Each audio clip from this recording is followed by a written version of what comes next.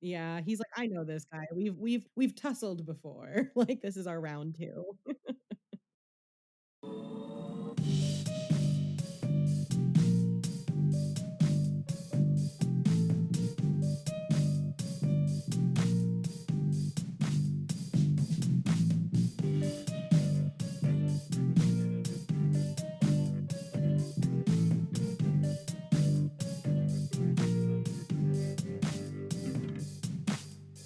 Welcome to What Haunts You, a podcast about the stories that haunt our dreams.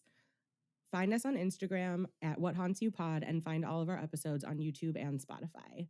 I'm your host, Carly, and today my friend Kelly is back, who's done a couple of episodes so far already, and we are going to be talking about The Exorcist. So, welcome back.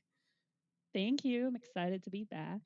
So, why The Exorcist? Why did you want to talk about this one? Oh, I think it's such an incredible movie on so many levels. I think it's one of the scariest movies ever made. I think it has really interesting themes. It has a really interesting place in our culture. It's an extremely impactful film. It's also just very well made, and I think there's a lot to talk about here. So I tried to keep my notes a little sparser than last time, so hopefully we'll keep it at a reasonable length. But that means that you probably have double the notes that you had last time. So see how it goes. Maybe not double, but I feel like I didn't get quite as detailed in my plot notes because I just don't feel like this movie like warrants that almost. Like I went through everything, but I didn't put as much detail because I feel like just watch the movie. That's like really kind of like with this one, I feel pretty much like just watch the movie. We'll obviously still talk Yeah, about the plot, but I feel like this movie is such a classic and it's like so ubiquitous that it doesn't need quite as much explanation of every single scene. You know what I mean? Like if I say like the hospital scene, we'll talk more about it than that, but like I yeah, didn't explain it all in my notes the same way. So we'll see how the time goes. But one of the reasons I definitely will have more than I might have otherwise is because I have like 3 relevant books for this. So one of the books I've referenced like in other episodes because I think it's an amazing book. It's Carol J. Clover's Men, Women, and Chainsaws: Gender in the Modern Horror Film. If you're like interested in critical analysis of horror, I cannot recommend it enough. It's a little dated, like it's very, gender binary and sex binary. And then I also read Barbara Creed's The Monstrous Feminine, Film, Feminism, and Psychoanalysis. So she's kind of like trying to one up Freud a little bit on like how should we be interpreting these things, which is fun and super weird as like any psychoanalytic perspective will be.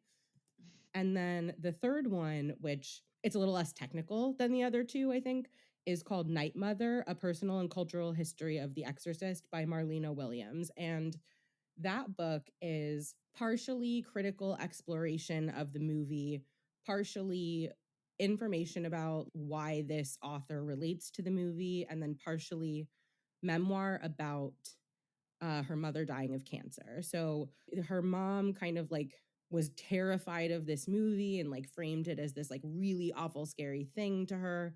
And then she saw it. And so she has these like associations with the movie and her mother and this thing that she went through. And it's really, really interesting. So it's a pretty multifaceted book and it's an interesting read for that reason. But there's a lot of good stuff in there. super excited to hear more as we go through. Do you want to start with the plot a little bit, or I guess first talk about what versions we watched? The first time I watched this, I watched the original theatrical cut. This time I rewatched it with the 2000 director's cut, which I think is much better.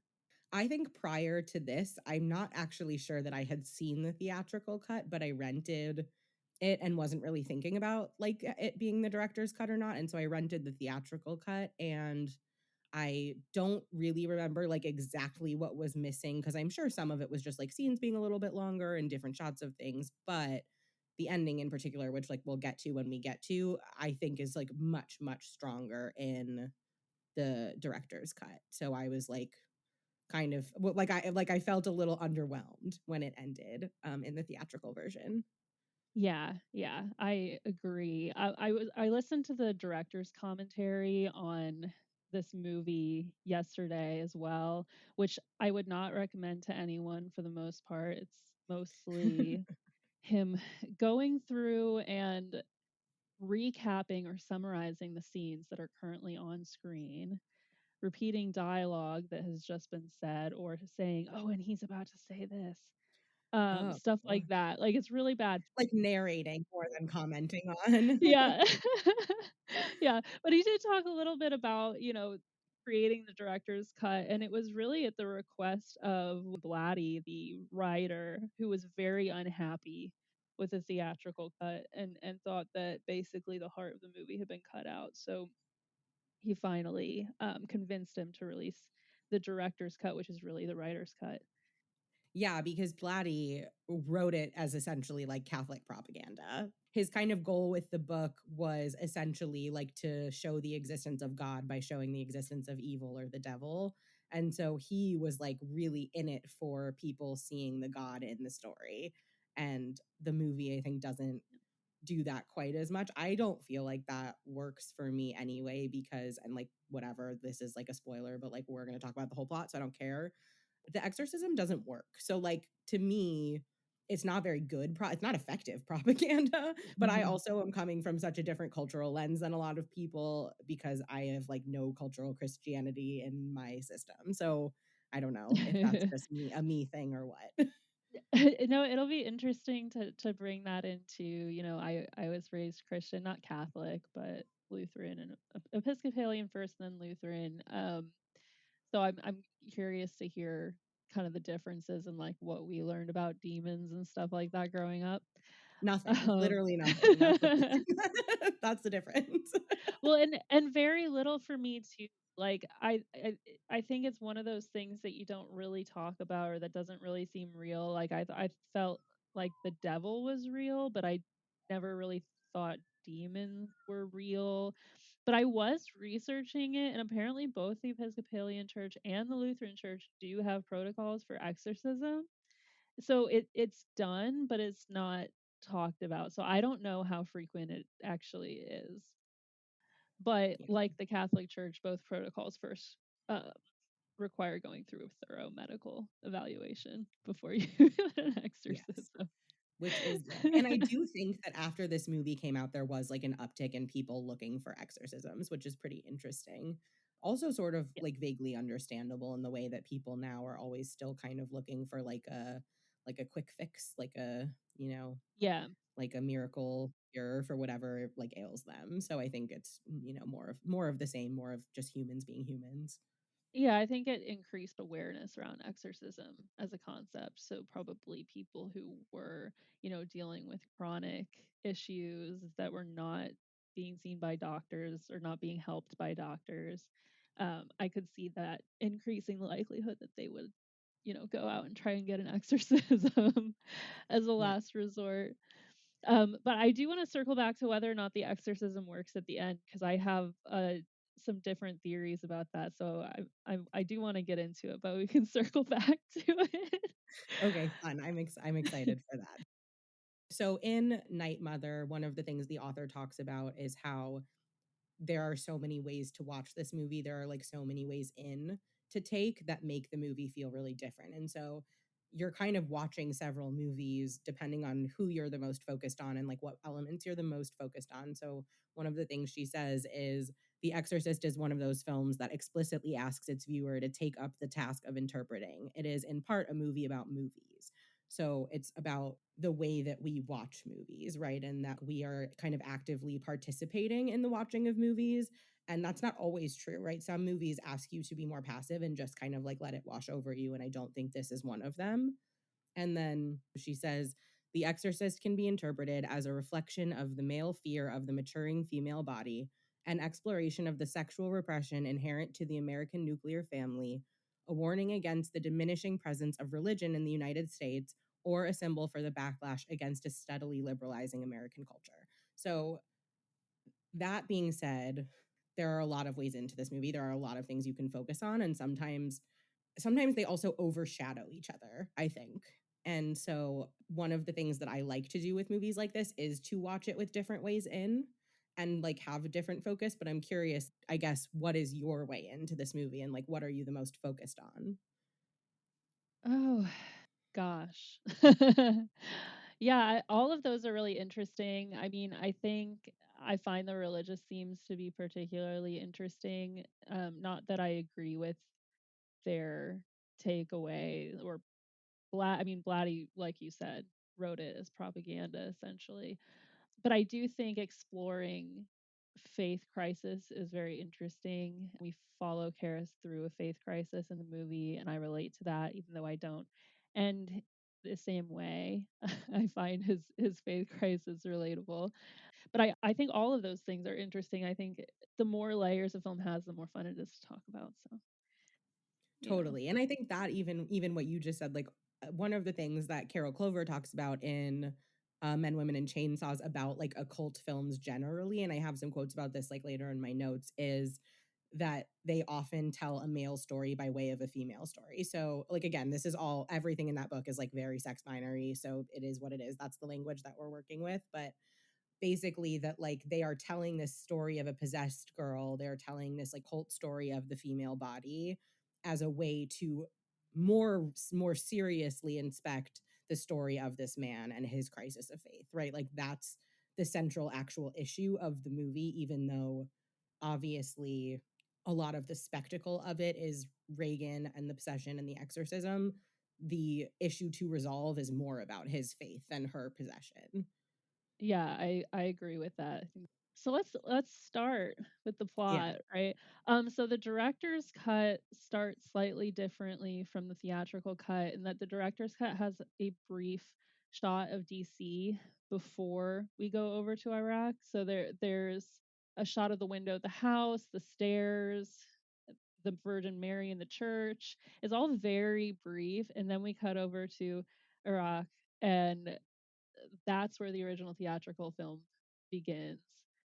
I think this opening is just one of the most interesting scenes in the movie. We get introduced to Max von Sydow as Father Marin, who, of course, was also the main character of The Seventh Seal that I made you watch last time.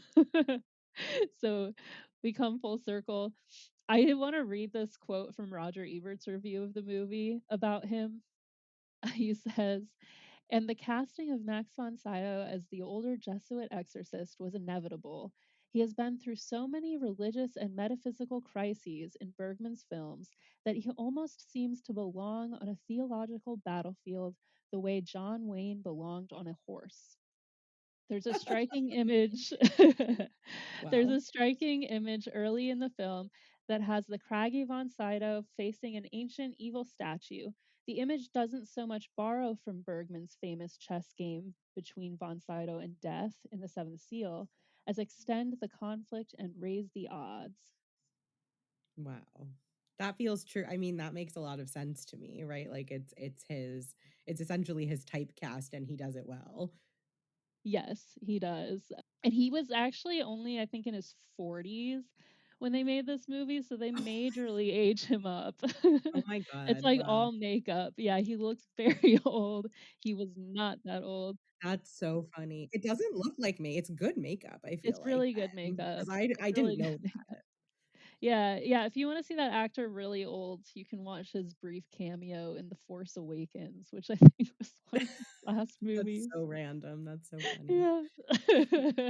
So we get like we learn about the demon, not learn about, but we get a glimpse of the demon during this opening. And one of the Mhm. things that I'm curious about, and I have literally no real like elaborate thoughts on, but I guess I'm wondering if you have thoughts on, is like this seems to be a deity that is older than Christianity. And I guess I'm like curious why they would do that. And like, is that to specifically pit other religions and belief systems against Christianity? Like, I guess I like wonder if you have thoughts about like why that would be. Yeah, I think it's interesting. I think so Pazuzu is based on or inspired by a real demonic deity from Babylonian and Assyrian culture. Mhm. It does predate Christianity. I think the battle of good versus evil in the Bible also like predates Christianity, right? And that the whole Old Testament, as Christians call that part of it, right? Yeah, All takes place before Jesus is even around. But I do think it's interesting how Judaism and Christianity, their mythology is are both significantly influenced by ancient mythologies of the past, totally. right? And so in terms of using that demon, I think they were trying to come up with something that felt real, and using a historical deity made it feel more real. I also do think like a big part of the film is the clash between modernity and faith, and going back to that time brings you back to a place where faith is omnipresent, faith is everything. Like religion is like the story that we have for the world and why things work the way that they do. And so I think starting in that context gives the story like a longevity and like a continuity back to ancient times that I think is interesting, and helps convey those later themes as well. Yeah, that makes sense.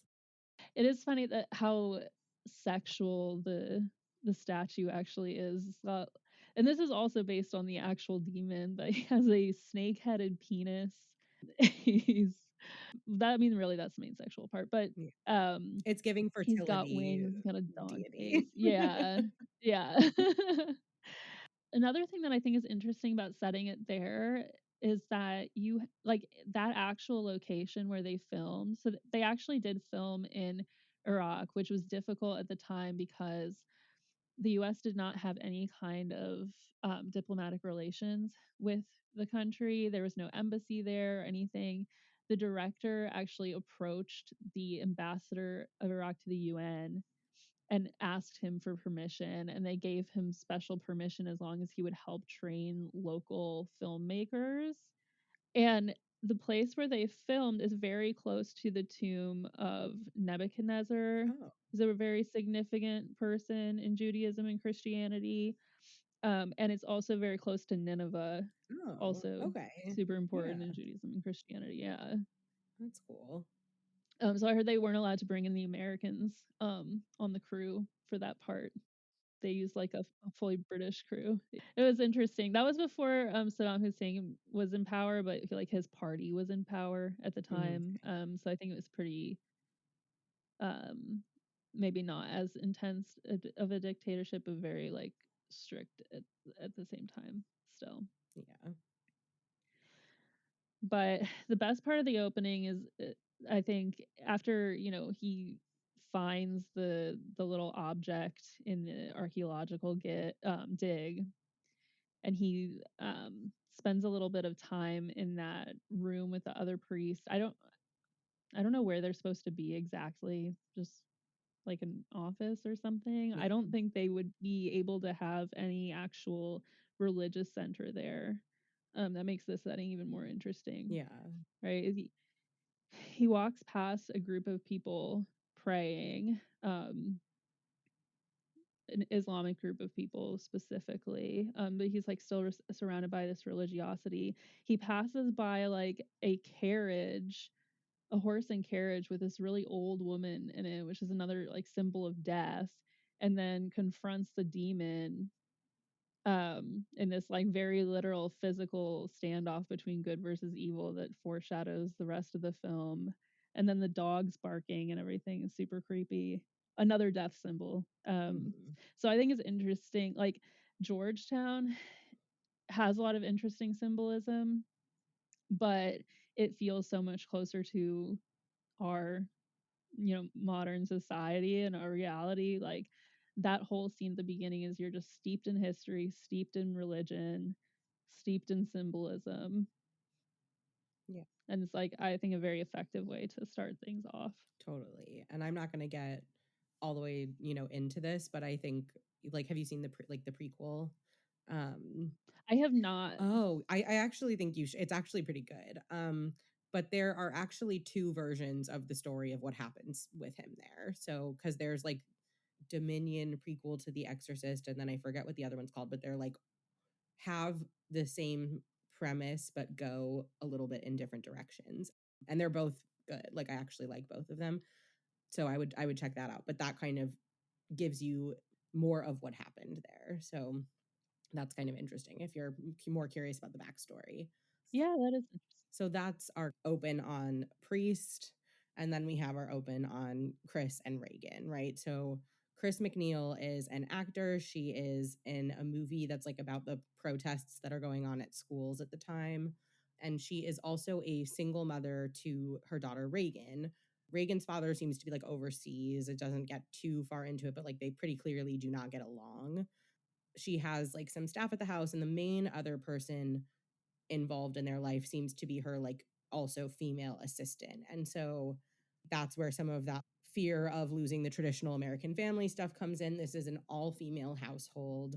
And one of the things that in Night Mother she says is, by horror movie logic, the female-led household in The Exorcist, much like the one in Carrie, is inherently more penetrable, more open to invasion by an evil outside force than a household with a strong male at the helm. So like we live in this patriarchal society, and this was a time where we're still in a time like this, but this was a time where people were really afraid of the shifts that were happening and like the consciousness raising elements of this time period. And I do think that's like very much here, that the only man who's involved in the household is like the kind of like butler, and he is mostly very passive, right? He's not taking much of an active role, even of the staff, right? Because I would say that that assistant has more serious responsibilities than he does. So it's a really, really, like really heavily female household. That's super interesting. I hadn't thought about that, but that makes sense. There are a couple things very early on that I think are interesting to point out. When we first see her on the movie set and she goes and gives that speech or whatever so she's like a teacher in the movie. This coming from the director's commentary. She's a teacher in the movie, and she's trying to encourage the students to calm down, not storm the building, and like work within the system. And this is a movie about working within the system, right? Yeah, the only line you can really hear in her like speech in the movie is, if you want to affect change, you have to do it within the system. That's like the only thing you really Yeah. hear. Everything else is pretty like whatever, like jumbled up with all the yelling and stuff. Yeah, yeah, and then that can apply to her trying to take care of her daughter. It can apply to Karis trying to do good in the world, working through the church. Either way, it's like I think sets up a lot of themes later on. And then the other part shortly after is when she goes through that peaceful sort of walk through the neighborhood and you hear the Exorcist theme song for the first time and Yeah. all of that. She passes by Karis and Father Dyer, I think, having a conversation in a courtyard, and she tries to listen into them, and it's drowned out by the sound of a plane, which I think you can interpret as modernity, like making it harder to hear or connect with God. Right? She's literally trying to listen to these priests, and it's drowned out by technology. And that's not the only time in this movie that technology is super, super loud. Later, it's a train, medical equipment, um, probably other examples that I'm forgetting. But then, yeah, it comes back and we get that conversation with Reagan about getting a horse.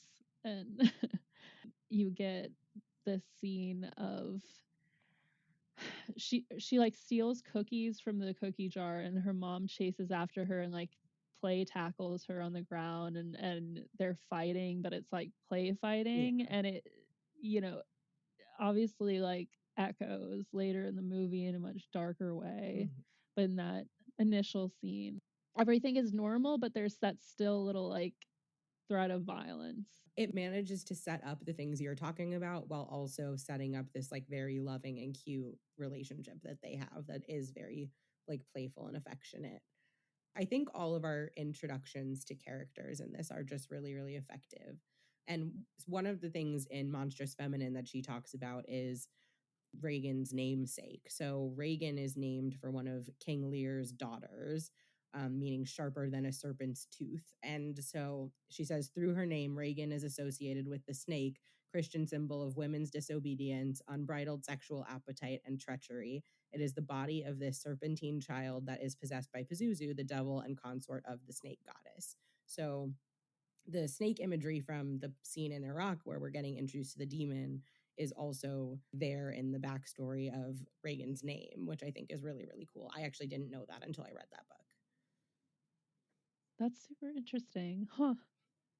It all feels very deliberate. And I think it's even kind of interesting that her mom is named Chris and like has this gender neutral name that is like, I would say skews more masculine even than fully neutral, right? Like I think there are a lot more men named Chris or who go by Chris. I guess it's like a short, it's more of a nickname, Yeah. but I do think that feels kind of intentional too, in a way. Yeah, she's got short hair too. But also Chris, of course, is short for like Kristen or Hmm. Christopher. Like it's a Christ derived name as well. So, yeah, like it just all feels really, really deliberate. So, that's our introduction Hmm. to Chris and Reagan. And then we meet Father Karras, Damien, and he is with his mom. He's visiting his mom. Oh, the train on the way to the mom. Oh, yeah, you talk about the train on the way to the mom. Help an old altar boy out, Father. Yeah, right. Right? So he goes down to take the train up to New York, I guess, or maybe he's already in New York taking the subway, I don't know. And of course someone a homeless man asks him for money, come on, help an old altar boy out.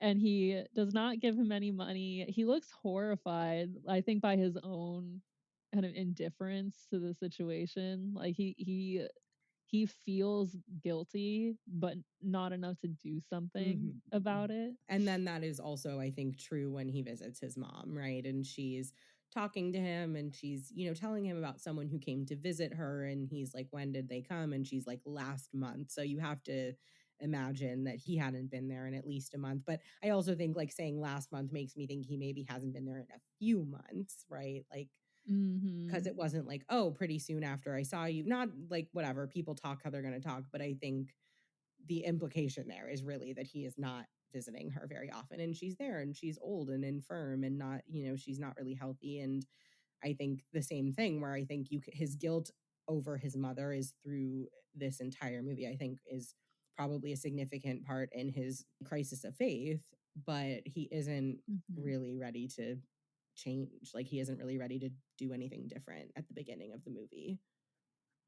Right, right. She asks him not to put her in a home. The next time we see her, she's in a hospital. So he's not ready to do the work to actually help her, and that haunts him. Hmm.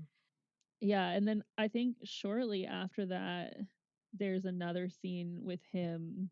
He's talking to an older priest in a bar about how all of these priests keep coming to him with their faith crises, and it's making him doubt his faith. Hmm. The fun fact that other priest in the bar is actually a real priest.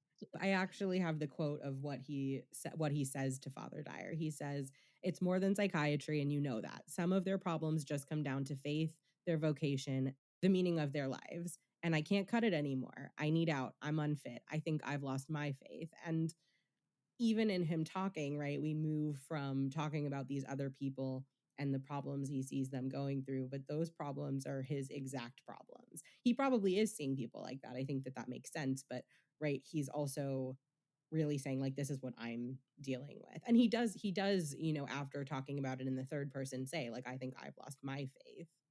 Yeah, yeah, it's so interesting. I imagine because he seems surprised that this is something that he would have to deal with is other people's faith crises. And Mhm. I don't know if it's that like when you're going through a faith crisis, you think that you're alone in it. You assume that no one else is thinking that way. And then coming and being confronted with the people who are supposed to be the most religious and the most faithful, they are all having these faith crises.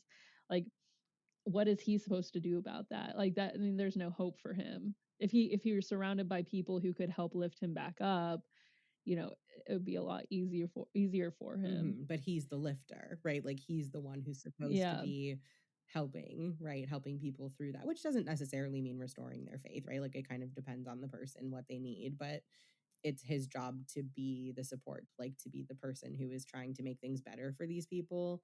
And you can't, like, one of the things that they say, like, whatever, like that therapists will say is like, you can only take someone as far as you're going. And so like if he has not resolved this for himself, like how is he really supposed to help someone else resolve it? Yeah, that's a good point.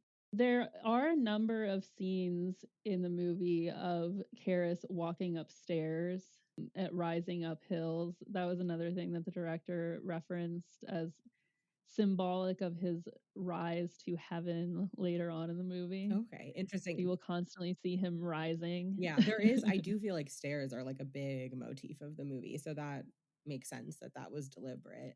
Still a stairway to Yeah. heaven, I guess. But yeah, yeah, we kind of get to know him a little in his crisis of faith. We learn back like with Reagan and Chris that Reagan has been playing with a Ouija board. The ghost that she's interacting with, she calls Captain Howdy. And Chris is like, I thought you need two people to play. And she's like, no, no, no, it works. And the board seems to not want Chris to play, right? Like it seems to not want her to touch it. And then even when Reagan is the only one touching it, it doesn't work when her mom is there, which I think is pretty important, right? It was like, no, we're not including her in this. Yeah, it's trying to isolate Reagan. It's trying to keep her away from the people who love her, who can protect her. And I think it's also emblematic of the trickery that this demon employs throughout the movie. It's not dumb. It knows what it's doing. It knows how to manipulate people, which it does, especially later in the movie with Karis, in a number of different ways. Yeah. But yeah, another thing that is interesting from that scene, you have Reagan is basically created out of clay this bird figure that looks a lot like the demon Mhm. from earlier in the movie. And the desecrated statue at the church later on looks a lot also like the demon and the bird she makes. Yes, they mention also that Reagan's birthday is on Sunday, and they're like, "Oh, nice, no work. We can do whatever you want," which kind of implies they don't go to church if their Sundays are free. Yeah. And they also have a conversation in that same scene about Burke being, a potential new father figure, which is just a worry in Reagan's head. Her mom doesn't really seem interested in Burke like that at all, Yeah. but plants seeds for her to kill him later on, right? And kind of implies both through that and with her watching her mother swearing and things like that, that the demon is not like it is taking over Reagan and causing Reagan to do things that she doesn't want to do, but it's also taking the things and the conflicts that are already there and worsening them. Yeah, for sure. It's picking out flashpoints in their lives and in their relationships to grab onto. Yeah. Yeah. Yeah. And that's like when, like we get some of the beginning of like the haunted house seeming stuff, right? Like that's where we start to see the noises are in the attic and, Chris thinks it's rats and the butler guy is like, it's absolutely not rats, whatever. And then like that's where we start with Reagan going into her mom's room at night being like, I can't sleep, my bed is shaking. So this is like where we start to get some of those like earliest hints of things. And then as that's unfolding is when we also see Father Karras visit his mom in the asylum, right? She's not just in a hospital, she's really in like like an asylum. I don't even want to call it like a psych hospital because that would be too generous. She's in Hmm. this like very rundown place. It's all old women who are totally out of it. Like some of them are catatonic, some of them are a lot of them are screaming, a lot of them are coming up to him and like grabbing onto him because he's dressed in his tell me the name. What's it called? Do we have a name? A priest outfit? I don't know, priest outfit. Special collar thing. I'm sure there's a name. Someone is probably like screaming it right now if they're listening to this, but We're not Catholic, so yeah, like literally zero frame of reference. But he's in his priest outfit, and like I think that would be enticing for people who are in yeah. a dark place, and he's kind of pushing them off of him and like just kind of trying to get to his mom, and she's strapped to a bed, and she's like, "Why would you do this to me? Like, how could you do this to me?" And his brother even is like, if you weren't a priest, like you would be some fancy psychiatrist making tons of money and she could be somewhere nice instead of here. Yeah. And he says it in a way where he says she could be in a penthouse instead of, and he doesn't finish, but I think the implication is the madhouse, right? Like she could be in a penthouse instead of the Mm. madhouse. And I think that it is really sad, right? Like it's a really sad moment because she is obviously unwell in multiple ways. They say she was like screaming at her radio and stuff, like she's kind of delirious, she's injured, she is also feeling incredibly betrayed by her brother and her Yeah. son because they put her in here, even though I don't know how much of a choice they had. I mean, I think that ideally maybe someone could have stayed with her or he could have moved her closer to him. You know what I mean? Like there might have been other things. Once she reached that level of unwell, I don't really know what else they could have done. And that's just like Mhm. a really horrible situation for all of them altogether. But I think it was one of those things where they didn't figure it out ahead of time, and so it was the worst version of events. Yeah, yeah, I think there are institutional problems obviously at play. I mean, or in the earlier conversation, I think Karis asks to be transferred to New York, and he can't be for whatever reason, but I'm sure it's not anyone's like first choice. But I think that the visuals in that scene are super interesting. He's wearing like all black, his priest outfit, and everything else in the room is white. It's like he's on a trip to another realm or something. It's very strange and kind of the opposite of what you would expect, right? Like the good guy in all black in an all white room in a horror movie is it's like the good guy dressed in all white in a dark room is what you would expect. And I like that it plays with those expectations. Yeah. We have that scene, and that, just kind of further cements his current situation. Like I said, I think what's going on with his mom is a big part of his crisis in faith. That's very often, I think, how crises in faith go, right? Like it's hard to reconcile what's in front of you with what you believe. And when those things don't line up, it's really uncomfortable in our brains. And so we go into crisis and try to renegotiate everything. And after that is when we get the party scene with Chris and Reagan. And Chris is having this party at her home, and actually like there are little nothing too detailed, but there are little shots of Reagan at the party before she's sent to bed where she's just like being normal. Like we don't hear any conversation, but it just seems like she's being a normal maybe not a normal kid, but like a normal kid of a celebrity. Like she's just there. And then eventually, later in the night, she comes down in her nightgown and she looks at the astronaut that is there and says, "You'll die up there," and pees on the floor. And it's Yeah.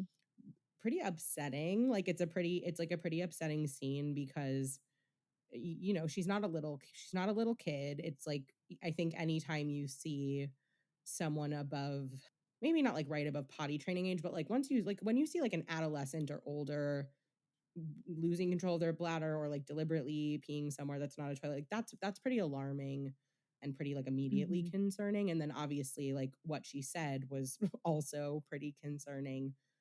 So that's kind of a Yeah. tipping point where I think that's where I think start to really take seriously that like something is very wrong with her. Whereas before it's like little hints of stuff.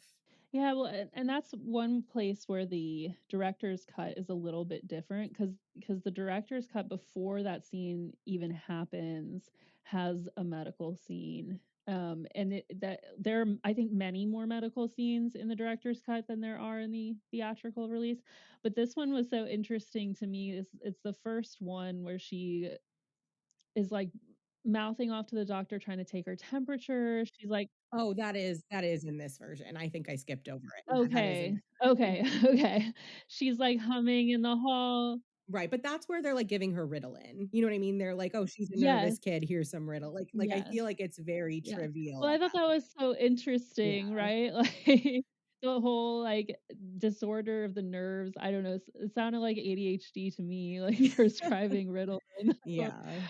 I don't know, I don't know if, like, was ADHD not a thing back then? And, like, maybe it I wasn't don't as big I of a don't think thing. so. I'm honestly not Like, sure. Ritalin was really new. Yeah, I also think that like many new medications, Ritalin definitely had its phase where they were like, "Let's just throw Ritalin at this kid." So, you know what I mean? Like it was something that I think like ADHD diagnosis was, it was like overdone and underdone because it was like overutilized with people where that wasn't appropriate, and then like maybe not given to people who would have benefited from it actually.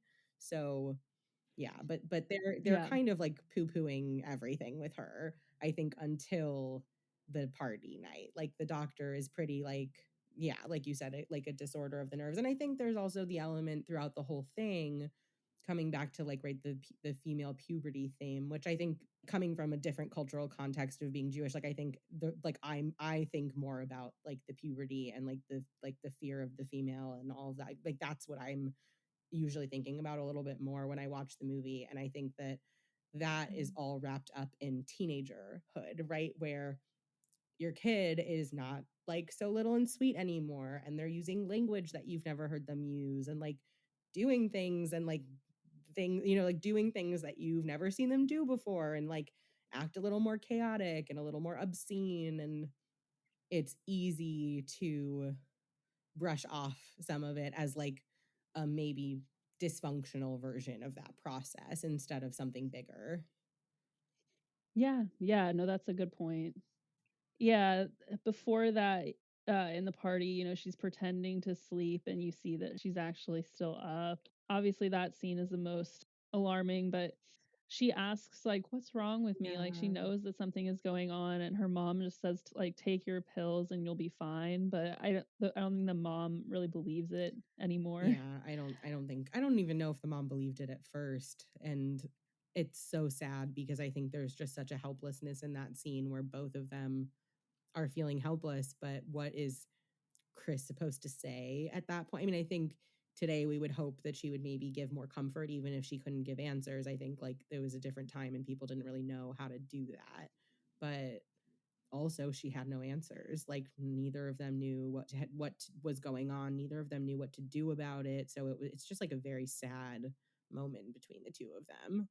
Yeah, and at this point, there still very well could be something going on psychologically or going on physically. It's right after that though that the mom sees the bed shake. And I think that is one of the most significant turning points for her, right? Is that now I'm seeing something that like physically is not possible. Right. And when she's talking to the doctors, they're like, "Oh, it was probably like muscle spasms." And she was like, "No, like no, it wasn't." She was like, "I was there. It was definitely the whole bed was lifting off the ground." So that Yeah. solidifies it as something really, really um not normal, something supernatural possibly. No, they're not saying that yet, right? But I think that that's where we're starting to wonder that. And obviously, I think like something I think about is like, what would this have been like to see if you didn't know what it was?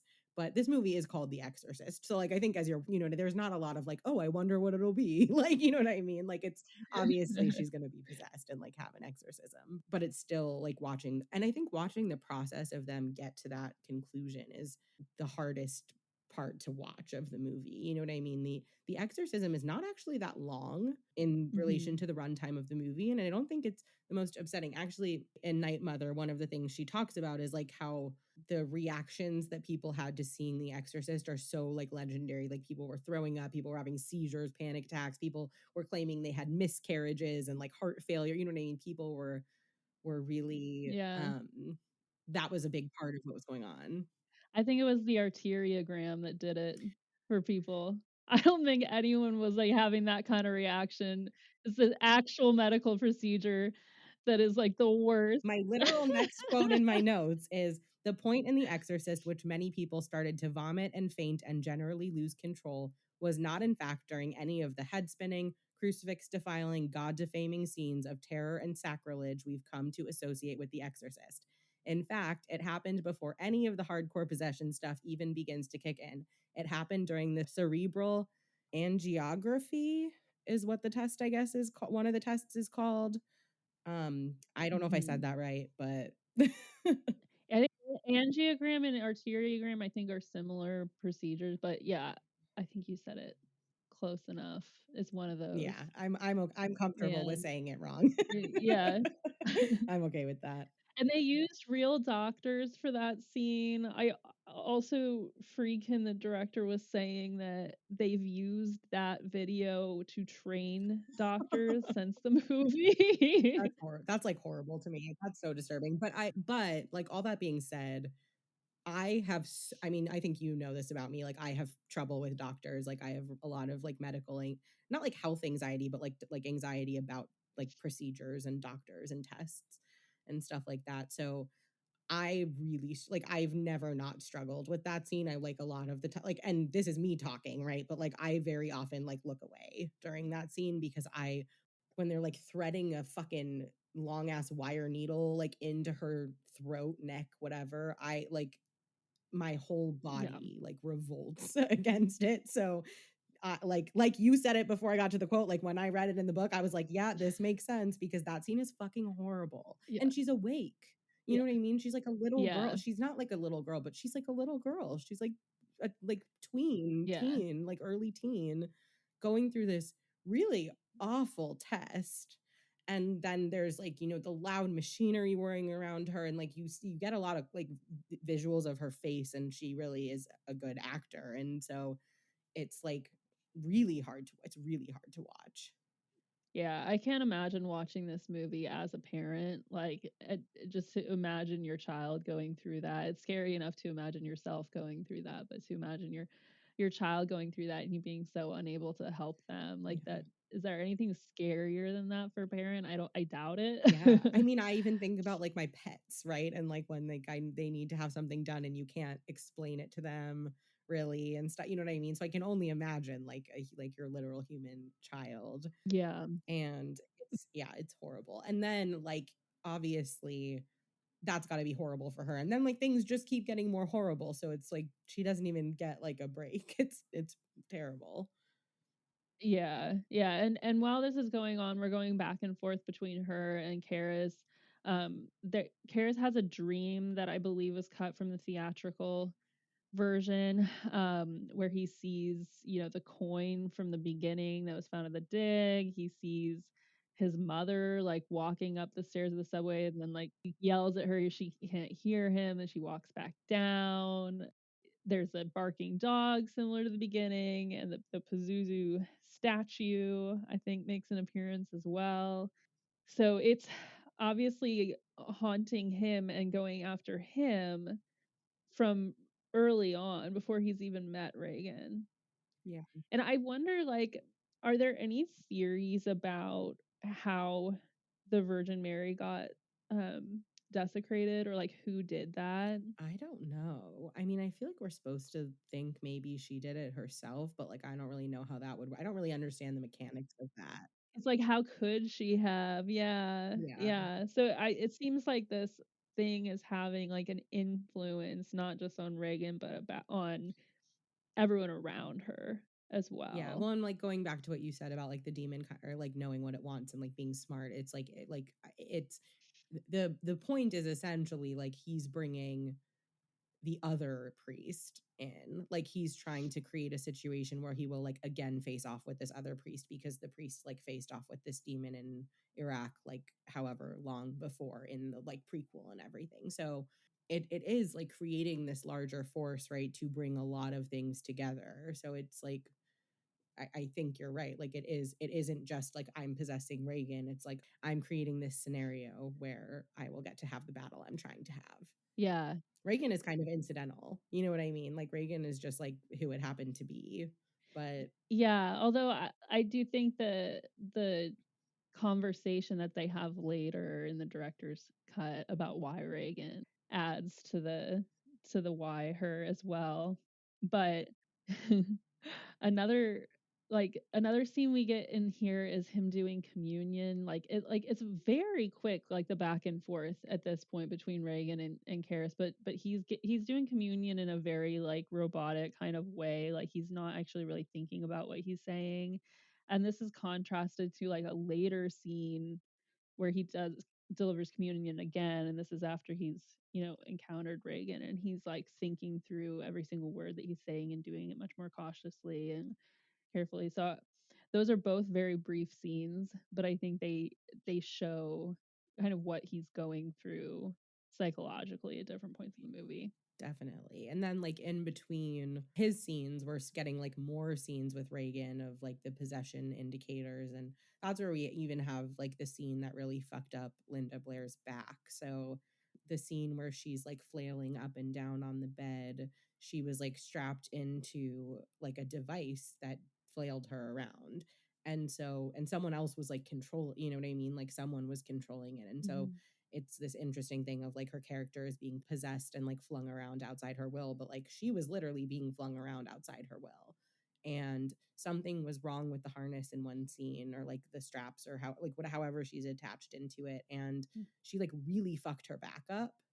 And they used some of that, like some of that footage in the movie, but in I don't know if you've heard of it. There's a show called like Cursed Films, and I watch there's an episode about The Exorcist, and there's a clip of her in like the after like immediately after that, when like when they start to realize that she's actually her, and it's like very upsetting to watch. It's like one of those Ugh. things where you're like, this is like really fucked up and hopefully wouldn't happen today, but she like got pretty injured because an external force was literally manipulating her body, like, which is so scary to think about, and she was so young. Ugh. Yeah, it is crazy that some of the things that they had her do, as a 12-year-old.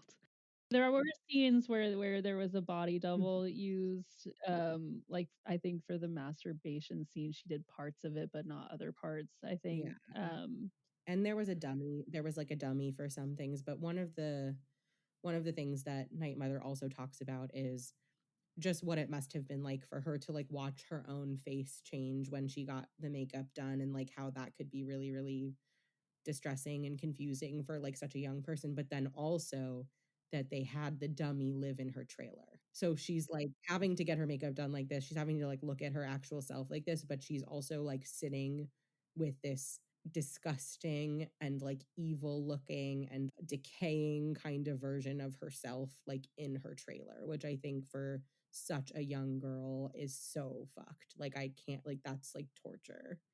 yeah, I don't know, it's interesting because I've seen some stuff with her backstage, there was like a making of documentary and she's back there like getting her makeup put on and she's like in such good spirits, like so relaxed, and she's like, "Oh, and here's this head of me," you know? Like it's very possible they found like one of the most mature 12-year-olds out there, but Mhm. it's still she had to go A through lot. a lot. And I think like when you hear her talking, when you watch different things or listen to different things of her talking about it, there's a lot of inconsistency in how she relates to it. And I think that's people have been like critical of that, but I think ultimately like she was 12 or whatever, she was so young. So like I actually think it makes a lot of sense that like probably a lot of it was very fun, probably a lot of it was very disturbing, probably a lot of it was traumatizing, probably a lot of it was really informative for her, and like whatever, you know what I mean? I think she probably just had such a complex relationship with the entire thing that like it was probably like one of those like it was the best of times and the worst of times things where like I'm sure so much of it was so exciting and cool, and then obviously it was hard, and then she talks a lot about how in the aftermath people were really scared of her as a person, and like Mm. there was this kind of dichotomy of like people who were just scared of her and people who like thought she would have answers for them about things that like nobody, let alone like a child, would have answers about. Yeah, yeah. Ugh. And she had went on to have like a very complex coming of age, teenhood, young adulthood. I mean, she was 15 when she dated Rick Springfield, who was 25 at the time. And she was addicted to I can't remember what drugs. But she struggled with addiction for a long time as well. Now it seems like she's in a much better place. She does like a dog rescue charity Yeah, and like goes to conventions and meets fans and stuff. But I don't know how much of all of that you can point to like this movie versus like being a child celebrity in general, which is bad for like every child who we watch go through it. very very true. But so after more medical tests, right, and they finally give up and they're going to move to psychiatry, we have the scene where Chris is driving home. she passes a big crowd outside, drives up, find out what's going on. The lights are flickering in the house. You see the demon's face up in the Mhm. background, and then we basically find out that Reagan killed Burke, the director of the movie. Mhm. Something I mean, I'm sure I'm not the only person, but yeah, you find out he's dead and like obviously like it feels pretty obvious he like fell from her window. So it feels pretty given that she killed him. I do think she killed him. Why was he in a little girl's Mhm. bedroom? I'm still not over that. I know she was sick. I know he was watching her for a little bit. But why are you all the way in this little girl's bedroom? That feels super weird to me, and I like think about it every time I watch the movie. I'm like, how like what were you really doing in there? And like Reagan's possessed, like she could have enticed him. What I don't know, you know what I mean? She could have gotten him to come in there with like, I need help or I need this, I need that, right? Like I mean, he could have been trying to read her a bedtime story. I don't it doesn't really seem like he knows her like that though. Like he doesn't have Y like it doesn't seem like he has that type of like relationship with her. So it just Yeah, yeah, well, I get the sense that he, like, is interested in Chris romantically, perhaps, it's not requited, and so maybe, like, he shows up to the house in the first place, why is he even showing up to the house? yeah, true. Like, he's trying to perhaps, like, insert himself into this family dynamic, which I could see upsetting Reagan and then, Mhm. the demon taking over. I do wonder that too, like, could it be something where, she's more emotional and upset, like, she becomes more vulnerable and, like, it's able to influence her more? Could it be part of why that's connected to, like, what she says earlier about Burke? But, Mhm. um, then we get the spider crawl down the Yeah. stairs in the, director's cut only. The reason that's only in the director's cut is because the wire was not possible to be removed in the '70s footage. It was, like, too bright. Because the way that they would do the wires in general is that they would paint them like dotted lines so that the light parts would fade into light and dark would fade into dark, but the lighting in the stairs just did not allow for it, and they weren't able to hide it. So then they finally got to remove it with CGI for the 2000 director's cut. And we get what has become the most iconic scene in the movie. It was very weird for me not really knowing that background when I watched it for the first time and watched the theatrical version, and I was like, "Wait, isn't there a scene in this movie where she walks upside down downstairs?" Yeah, it's like one of those things that everybody knows. So it is interesting that it's not in the theatrical cut. And it's like very scary. It's like pretty Yeah. alarming. Yeah, it is. I that had I think was a stunt double. I mean, the level of coordination that you'd Yeah. have to, like, walk like that, even on wires, Yeah, I is would assume is that that crazy, was the body double. and it doesn't look like her face. It's, like, one of the only times in the movie where, like, you look at the face and it's like, that really just does not look like her at Yeah. all. Well, and you can see her face Um, really well, which isn't true of some of the other places where they use the body double, where it's like not as like fixed of shots on her face. yeah. Yeah, and it's funny that that's, like, the one non-practical thing I think in the whole movie is they had to, for the director's cut, erase the Well, wire. that's the best way to use CGI is to just touch up practical effects. That's I feel very strongly about that. I agree, right? Like, this movie has, like, a tangibility and realness to it that I don't think is delivered by CGI. Like, Yeah. you have to like, it just feels so much more real when you see it physically, even if Mhm. it's a dummy head. Like, the dummy head is pretty And impressive. it's in the room with them. Yeah, It's like I'm like yeah, obsessed with the movie The Thing, and like they made that prequel of it, and the prequel is like good, but it just doesn't it's all CGI. It just does not hit the same. And that's also why this movie is so timeless, right? Because we're not going to like in 20 years be like, "Oh, those are bad effects." Like they're just doing the stuff. There is, you know what? I yeah. never noticed this before, but in the scene in one of the exorcism parts where she has like the pea soup, not like projectile vomit, but like just like kind of pouring out of her mouth, you can totally see the tube on her face. I've never noticed it until this watch. probably because I was just watching really closely because I was like taking notes and whatever, but you can like really see the tube on her face. And That's so funny. I did not notice I was it. like, how have I was like, I've seen this movie probably at least 20 times. Like, how have I not ever noticed that? But I hadn't. And I was like, oh my God. But it's like the only moment in the movie where you're like really skeptical of like anything, you know, and it's like it's like quick. It's over really fast. Yeah, yeah. That's hilarious. Yeah. So yeah. So after Burke Denning's death scene, not really his death scene, the aftermath of his death scene, is when we get like into she goes to therapy and they do like the hypnotherapy on her, which is obviously kind of a disaster for everyone involved, Yeah. as everything here tends to be. Yeah, she, like, grabs the guy by the balls so hard he falls to the ground screaming. Yeah, it's pretty aggressive. And then she's like trying to like she's really like going for his genital area like after she grabs him and he goes down, but then it like looks like she's going for his pants. Like it like kind of looks like she's Mm. gonna do something Is else. that the first time she's yelling, like, fuck me," also? Maybe. I think probably. She's definitely yelling something like in that book. That's where we're starting to see more of that. She growls a bunch. Mhm. Yeah, that scene's disturbing. We cut away to also to the priest running around the track, and we're introduced to the detective Mhm. character. Who is great. He is like utterly delightful. I have to say, I'm not usually a super big fan of cop characters, but he is so He delightful. is.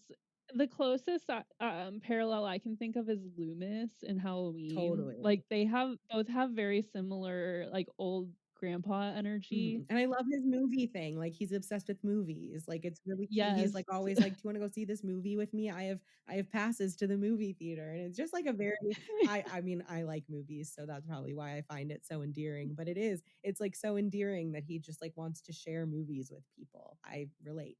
Yeah, I agree, I think it's awesome, it's very sweet, he always, like, is trying to make friends. He thinks that Karis can help him since he's the priest's, psychologist, and he thinks that this murder was done by a priest. Mhm. But I like that, Karis claims, he can't claim therapist-client privilege in a case like this, but he can claim religious privilege, or confessional. And I'm just going to say someone didn't do their research because it's not true. Really? You can't Interesting. report something that's already happened. You can report a plan. If somebody showed up and said, I am going to kill Burke Dennings, you would have to report it. But if they were like, I have already killed this person, you do not report it. Oh, that's very interesting. It's only if you can prevent something. Like it's essentially like you have a duty to warn. So if there's no one to warn, Yeah. you actually can't like so and when he says it, he says whatever, like a psychiatrist recently went to jail or whatever, and my guess is whatever case they were referencing was something that established the duty to warn. I would guess that in whatever case he's referencing, the psychiatrist or therapist or whoever it was heard about it before it happened and not like after it happened, because it's not our job to help catch people. You know what I mean? It's our job to Yeah. protect people. So I Yeah. always I get a little chuckle out of that moment because I'm like, that's just not even true. I granted, Oh, cops are notoriously honest too. right. I want to believe that Detective Kinderman is honest though. He's so sweet. And I feel like he probably was being honest and just didn't know. And like whatever, different states, like maybe it is different. I don't, you know what I mean? I don't know. Different time period. I was also wondering if, like, maybe even if you don't have duty to warn, could you still be, like, subpoenaed if a potential client committed a violent crime? Like, could you be subpoenaed in their court case to perhaps provide information about their psychological state at the time that the crime was committed? It's possible. We're basically taught to just assert privilege over and over until they basically tell us that like we will be in contempt if we don't answer. So you're supposed to fight it like every step of the way. Okay. until basically they're like, no, you literally don't have a choice. So, like, you could be subpoenaed. I don't know that everyone who gets subpoenaed actually ends up having to testify. Like, I don't know how. I haven't been in that situation. Thank goodness. Hopefully, knock on wood. But you're supposed to always fight it if you are. You're not supposed to like you have to respond, right? Like you have to respond to a subpoena, but you're supposed to like initially be like, I like am asserting privilege on behalf of my client and I'm not going to share this information, whatever. But like once they're like, no, you have to, like you have to. So we're finally at the point where exorcism is recommended by the doctors. Not because they believe that exorcisms work, but because they believe there's like basically a placebo effect, Mhm. and that if people believe in it, that it will And work. I think that's One thing probably that, true. I think probably a lot of people are helped by exorcism. I really will say, like, I think it sounds like it would be quite a cathartic experience. And I think if you think it's gonna like we know that things work if you think they're gonna work. Even like a lot of therapy modalities are like that. Like if you don't buy in, it doesn't work. If you do buy in and commit, it does. Like it's you have to like give yeah, yourself to a thing for it to work. And so yeah, I mean, I actually think yeah, it makes a lot of sense that they say that, but it's funny because yeah, it's funny because it is true, and, like, we kind of at this point believe it to be true, and, like, they don't believe it, but they're like, "Hey, you might as well," and it's kind of a funny yeah. like, a funny moment. Yeah, it's funny because also it's like you're talking about a presumably atheist family, like they don't seem interested in church at all. So where would she get this belief in the first place, Mhm. that she was possessed?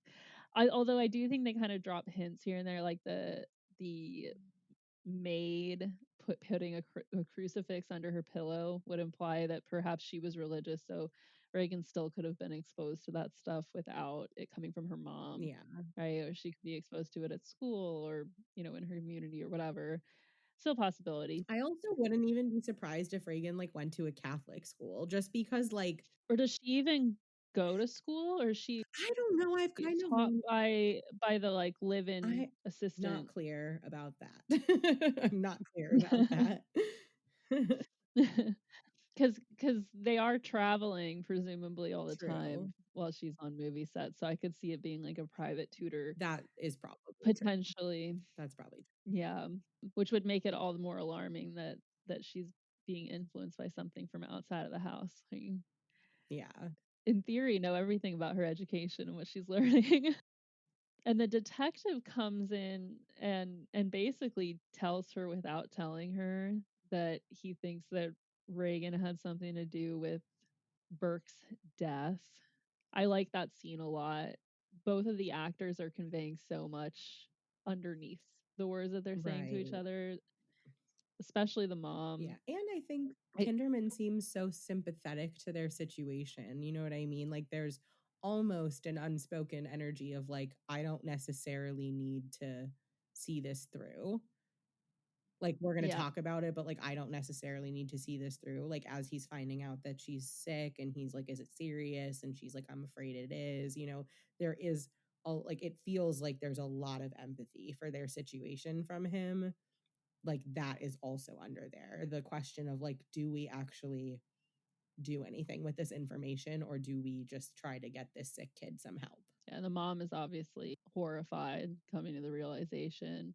I like when she asks him if he wants more coffee, like as like a can you please leave? Yeah. And he's just like, yeah, I'll have some more coffee. Yeah, and he's, like, a little starstruck by her, right? He's a movie guy, she's a movie star, so he also, like, asks Like get her her yeah, he autograph. asks her for and it's really cute because he's like, "Can I get it for" who is it for? Who does he say it's for? He says it's for someone His his daughter or daughter, and then, something? like, right before he leaves, he was like, "I lied, it was for me," and it's, like, kind of a cute like, it's like he's being a little annoying, but in an endearing way, like, even Chris kind of thinks, like it seems like she's, like, a little annoyed, and she's kind of like, "Okay, I don't really, like, need this right now," but she's also like, "Okay, you're kinda nice, like, let me give you your autograph and whatever."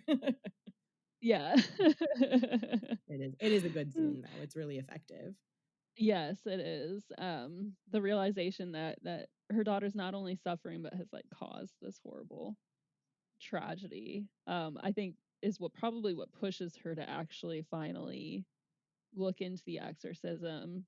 Or if not that, this immediate subsequent scene, which is like the most disturbing scene in the movie, other than the arteriogram, probably, which is the crucifix bloody masturbation scene, Yeah. if you can even call it masturbation. I don't know that I even like that word. I would call it self-harm.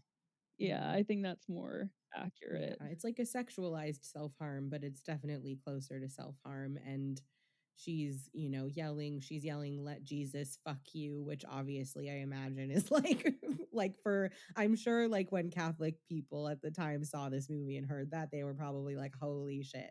That's actually probably not what they were thinking, but you know what I mean?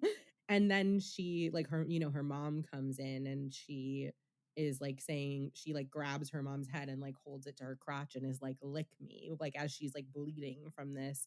And I think there's also like a little bit Yeah. of the question of like, is some of it menstrual blood? Is this like more of the female puberty stuff like mixed into the self-harm? So like I don't Mhm. whatever, but it's really it's just like very appalling. And it's a different type of disturbing than the scene with like the testing. Like that's just like kind of straightforwardly disturbing because it's scary and like a really intense test and whatever. But this is like the self-harm element, the like the intense like boundary violation happening around two things, right? Like consent essentially, but also like this mother-daughter barrier being really like fucked up by this moment. And like she throws Mhm. her mom like clear across the room. And she actually got a little bit hurt in that scene, like the Yeah. so but it's like a really it's like a gruesome scene. And I think, is that the scene that also has the furniture moving, I believe, I as think well? Chris falls to the floor, and then like the dresser or the wardrobe thing like starts to come Comes towards her, and through. she like flees out of the room and gets out before it like squishes her against the door. Yeah. So yeah, I think it Yeah. is that scene. Yeah, because all of that I think has to go down all at once. Because the next time we see her, she's tied down Yeah. so that she can't hurt her anymore. So, yeah, right after that, she goes to Karis, and she's hiding her black eye and her sunglasses, and like is so embarrassed to even be asking him. Like, it's so funny, like the way that she asks him, like, have you heard about, or what do you think about exorcism? Like she says it like so casually, or like covertly almost. It's like the way that you would ask someone, like, so do you do drugs? Like, She's looking for her exorcism dealer. yeah. Exactly. And he says he's never met anyone who's done it. Like it doesn't happen because science has provided an explanation for basically everything that needed an exorcism in the past. Mhm. Which I would be curious to see exorcism rates before and after the movie, but I think that's really hard data to get because it's something that the church is still very secretive about and has always been secretive about. It's not like they're publishing like all of their data, but and the fact that he's Jesuit, I think, is relevant too, right? Like the Jesuit priesthood, they founded Georgetown, they founded Loyola near where we used to go. Like it's a very education oriented priesthood. And so I could imagine it being even more taboo in that context when there's so much emphasis on science and Yeah. learning and higher Okay, education. that is actually pretty helpful context for me because I don't think I knew that they founded the schools and stuff, but I guess I didn't really think I just didn't think about it really at all. So I didn't think about like the implications of like what that would mean for like how they view things and like their value on education. So that is actually yeah, that makes like that it would be even more taboo because they do have more reliance on like what we have learned academically and scientifically. Yeah, like he says it was the church that put him through medical school as Yeah. well. And even to provide like a psychiatrist to their priest as opposed to just a priest, like you know what I mean, even just like that, like offering Yeah, that I feel like seems interest like I don't know yeah. what word to put there, but like it like that's something. Yeah, yeah, it's definitely putting stake in science, not just in faith. Like there's an acceptance of both, or like seeing how they're compatible rather than viewing them as Yeah, opposed. which is kind of interesting in this context of like there is a battle between medical science and faith in this movie, right? And so it's kind of interesting that it's framed around this person who should be seen as like the integration of these two things, but it very much turns into like being strictly supernatural, metaphysical, whatever, like strictly in that realm. Yeah, that is interesting. It's like, does this movie inherently put science and faith in conflict, or does it show how they work together? Because it's ironic, because it's the medical doctors that actually recommend the exorcism, and it's the church that's like very hesitant about it. Not that it's the first thing that the doctors Right. recommend, but it is funny that like that's where the recommendation comes from for her, not from a religious authority. Yeah, it is kind of interesting. It's kind of conflict and also like interplay at the same time.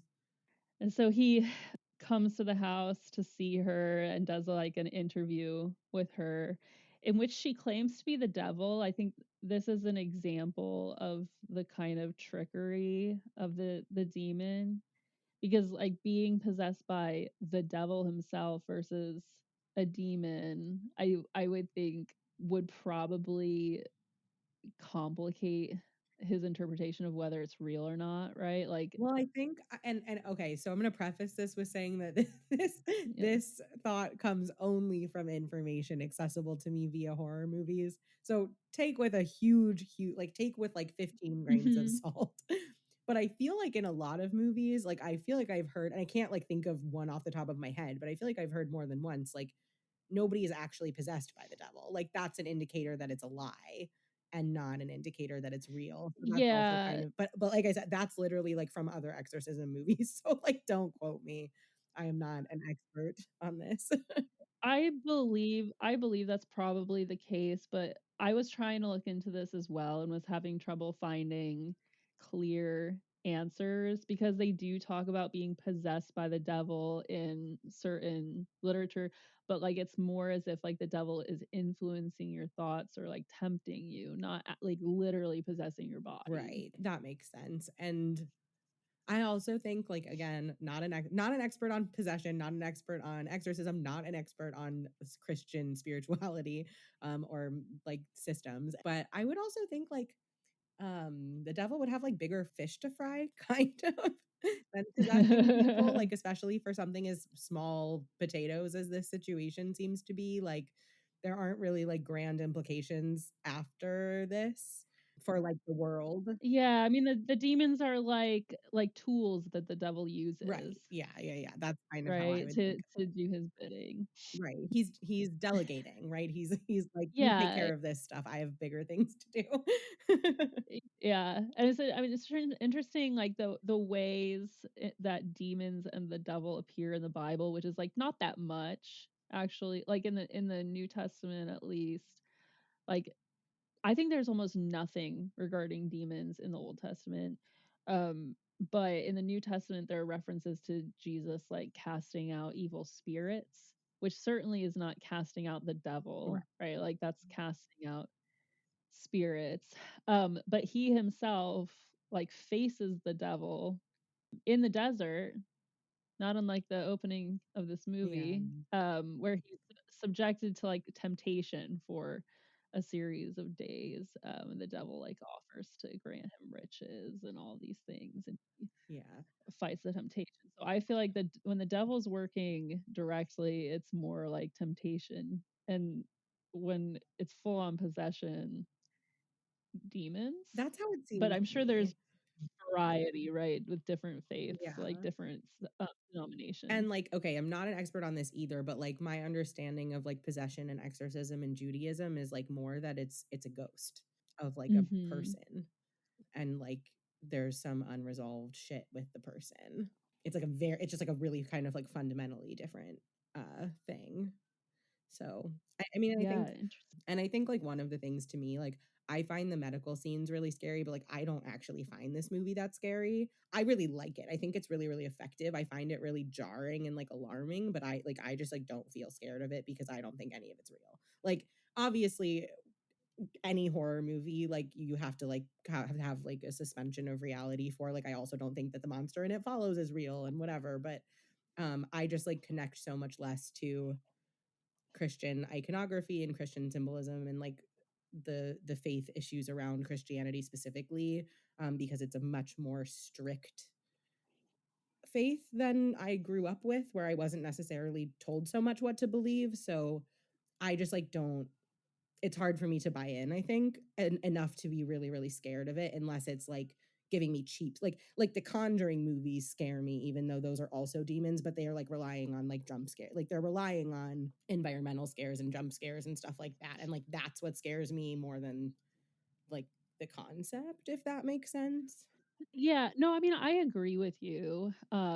It's I don't I'm sure if I literally believed in demons, I would feel differently watching this movie, but I agree that what's scary is watching a child suffer or seeing like these medical procedures, um, experiencing like the idea of things being out of your control, not literally. Oh gosh, people can be possessed by demons, and that could happen to me. Yeah. You Yeah, I didn't think that's what you meant. I just know that some, know? I just know some people have, I think, an easier time buying in, even if it's not totally their belief system. And then I think I'm like a little curious what it's like watching for people who are actually Catholic and like what their experiences of the movie would be. Like I have asked that question, not about this movie particularly, but about this kind of like, you know, subgenre. And I do think it's like much scarier if you're Catholic, which makes sense. I'm Yeah. sure. Yeah. So when she's talking with Karis, she mentions his mother like spews vomit at him. He asks why, if she's the devil herself, like why she can't undo her own straps, and he and he says it would be too vulgar a display of power, which is hilarious to me. I don't And she does say, like, when like he's asking her to do stuff, she's like, in time, which is so ominous. yeah, yeah, right. Mhm. And then I think this is when he's trying to like get like ask if she speaks different languages, or maybe he comes back with a recording later, but I think all of this is just him the demon screwing with him and trying to trick him to thinking that this is fake. Yeah. And in the director's cut, there's a scene of him listening to an older recording of Reagan's voice and comparing that to like what he heard and noticing the differences. So there's like a little bit more background detective work as he's trying to figure out what's really going on. Mhm. Oh, yeah, the one to her dad. There's, like, the recording of the tape to her dad or something, right? Where she's like, "What am I supposed to say?" It's Yeah. cute. This one, yeah, this one skipped that. It had the part where he plays back the recording of when he was there, and they play it, and it's like her speaking backwards. It does have that, but it doesn't have the older recording of her. Yeah. Yeah. Yeah. That scene is also where he says, "What an excellent day for an exorcism," and that, you know, having an exorcism would bring them together. Again, hinting that Karis is who he's really after here, not just Reagan. Mhm. It reacts to fake holy water. Yeah. Again, like fucking with him. But interestingly, not just reacting in the sense of like screaming and yelling, but like there are slashes on her body. Like, so it Mm. manifests the reaction, I guess, that you would expect if it was actually holy. I'm not like totally clear on that, but it does manifest like actual physical damage to her, which is kind of interesting. Yeah, that is really interesting. And you would think that he would like notice that part and be like, okay, how else could that possibly happen? But Yeah. but yeah. Finally, at some point around here, I think, right, like he asks for the church for permission and they send in Marin, who is like out in the woods on a walk, like kind of just waiting to be called. Hmm. I like that he's like out in nature. It's fall, like kind of symbolize like he's coming to the end, you know. Hmm. And I mean, he's like, I wish he were in the movie more. I think when I first watched this movie, I was really disappointed that he wasn't in it more. But he does a lot with the time that he is in the movie. He really, yeah, he really does. Yeah. And then we like get into the various actual exorcism scenes, right? Which are very intense, very emotional. They're very physical scenes. In Men, Women, and Chainsaws, one of the things she says about occult films is they do their best, in much the way pornography does, to make the female body speak its experience through moaning, vomiting, fevers, hypnotic revelations, swearing, swaggering, swelling, and the sudden appearance of rashes, bruises, and scars, sometimes spelling out a message. The woman is made to bring forth her occulted self. So when we see these scenes, they are heavy in the body, right? Like we're talking about a spiritual battle, but it is not an invisible spiritual battle, right? Like it's not a spiritual battle happening on a spiritual plane. It's a spiritual battle happening on a very, very bodily and physical plane, right? She's all fucked up looking like she's kind of decaying while she's alive Yeah. as she's like rotting, and she's projectile vomiting. Vomit is like leaking out of her mouth. She's, screaming and moaning and thrashing. And it's this very like visceral experience, even though it's like within the realm of the spiritual. Yeah, but I guess before Marin is even called in is where you get "Help Me" across her stomach Mhm. as well. Like it's just one of the most disturbing physical things. Like I don't know, like is that something that Reagan's soul has carved into her body? Like what is going on there? What are the mechanics here? But yeah, it's super disturbing. One thing I noticed too is the way that the whole atmosphere of the house has shifted from the beginning of the movie to now. Like it used to be colorful, and the walls still have flowers on them, but the color grading is so dialed down towards the end of the movie that it's just like so gray and lifeless and dark in this house. And you get that iconic shot of the lamppost and the fog as he arrives, like he's stepping into the threshold or something of this like other world. But that change I think happens gradually, so like you don't even really notice it at any specific point. But if you look at the inside of the house towards the end of the movie, you look at it at the beginning of the movie, it could be a different house. Totally. And I think the gradual like element is why it is so effective, because you don't really feel it happening, but you're just kind of like all of us like, but it's like in the exorcism, like the deep exorcism scenes, that you're like, oh man, it's so like dark and dull and like drab in there in a way that it hasn't been. But you don't feel it happening. You don't like feel the progression of it. I love when movies use color grading in this way to like set the tone. And like I think all movies do to like an extent, but I like when they rely, I think, more heavily on it. There's a movie that Katie and I covered called Clock. I guess like kind of spoilers for that, but I'm gonna like tread lightly, but there's Yeah, don't spoil it too yeah, much. but there is a reason that the color gradient is really like toned down and it's very drab and dull. And there is a like within movie reason to like snap back to full color. And it's such That's a cool. cool like, and I think most movies wouldn't benefit from like that sharp of a transition, but it like makes sense plot wise. And it's like such a cool it's like it's just like it's like eye candy. It's like so cool. That's awesome. Yeah.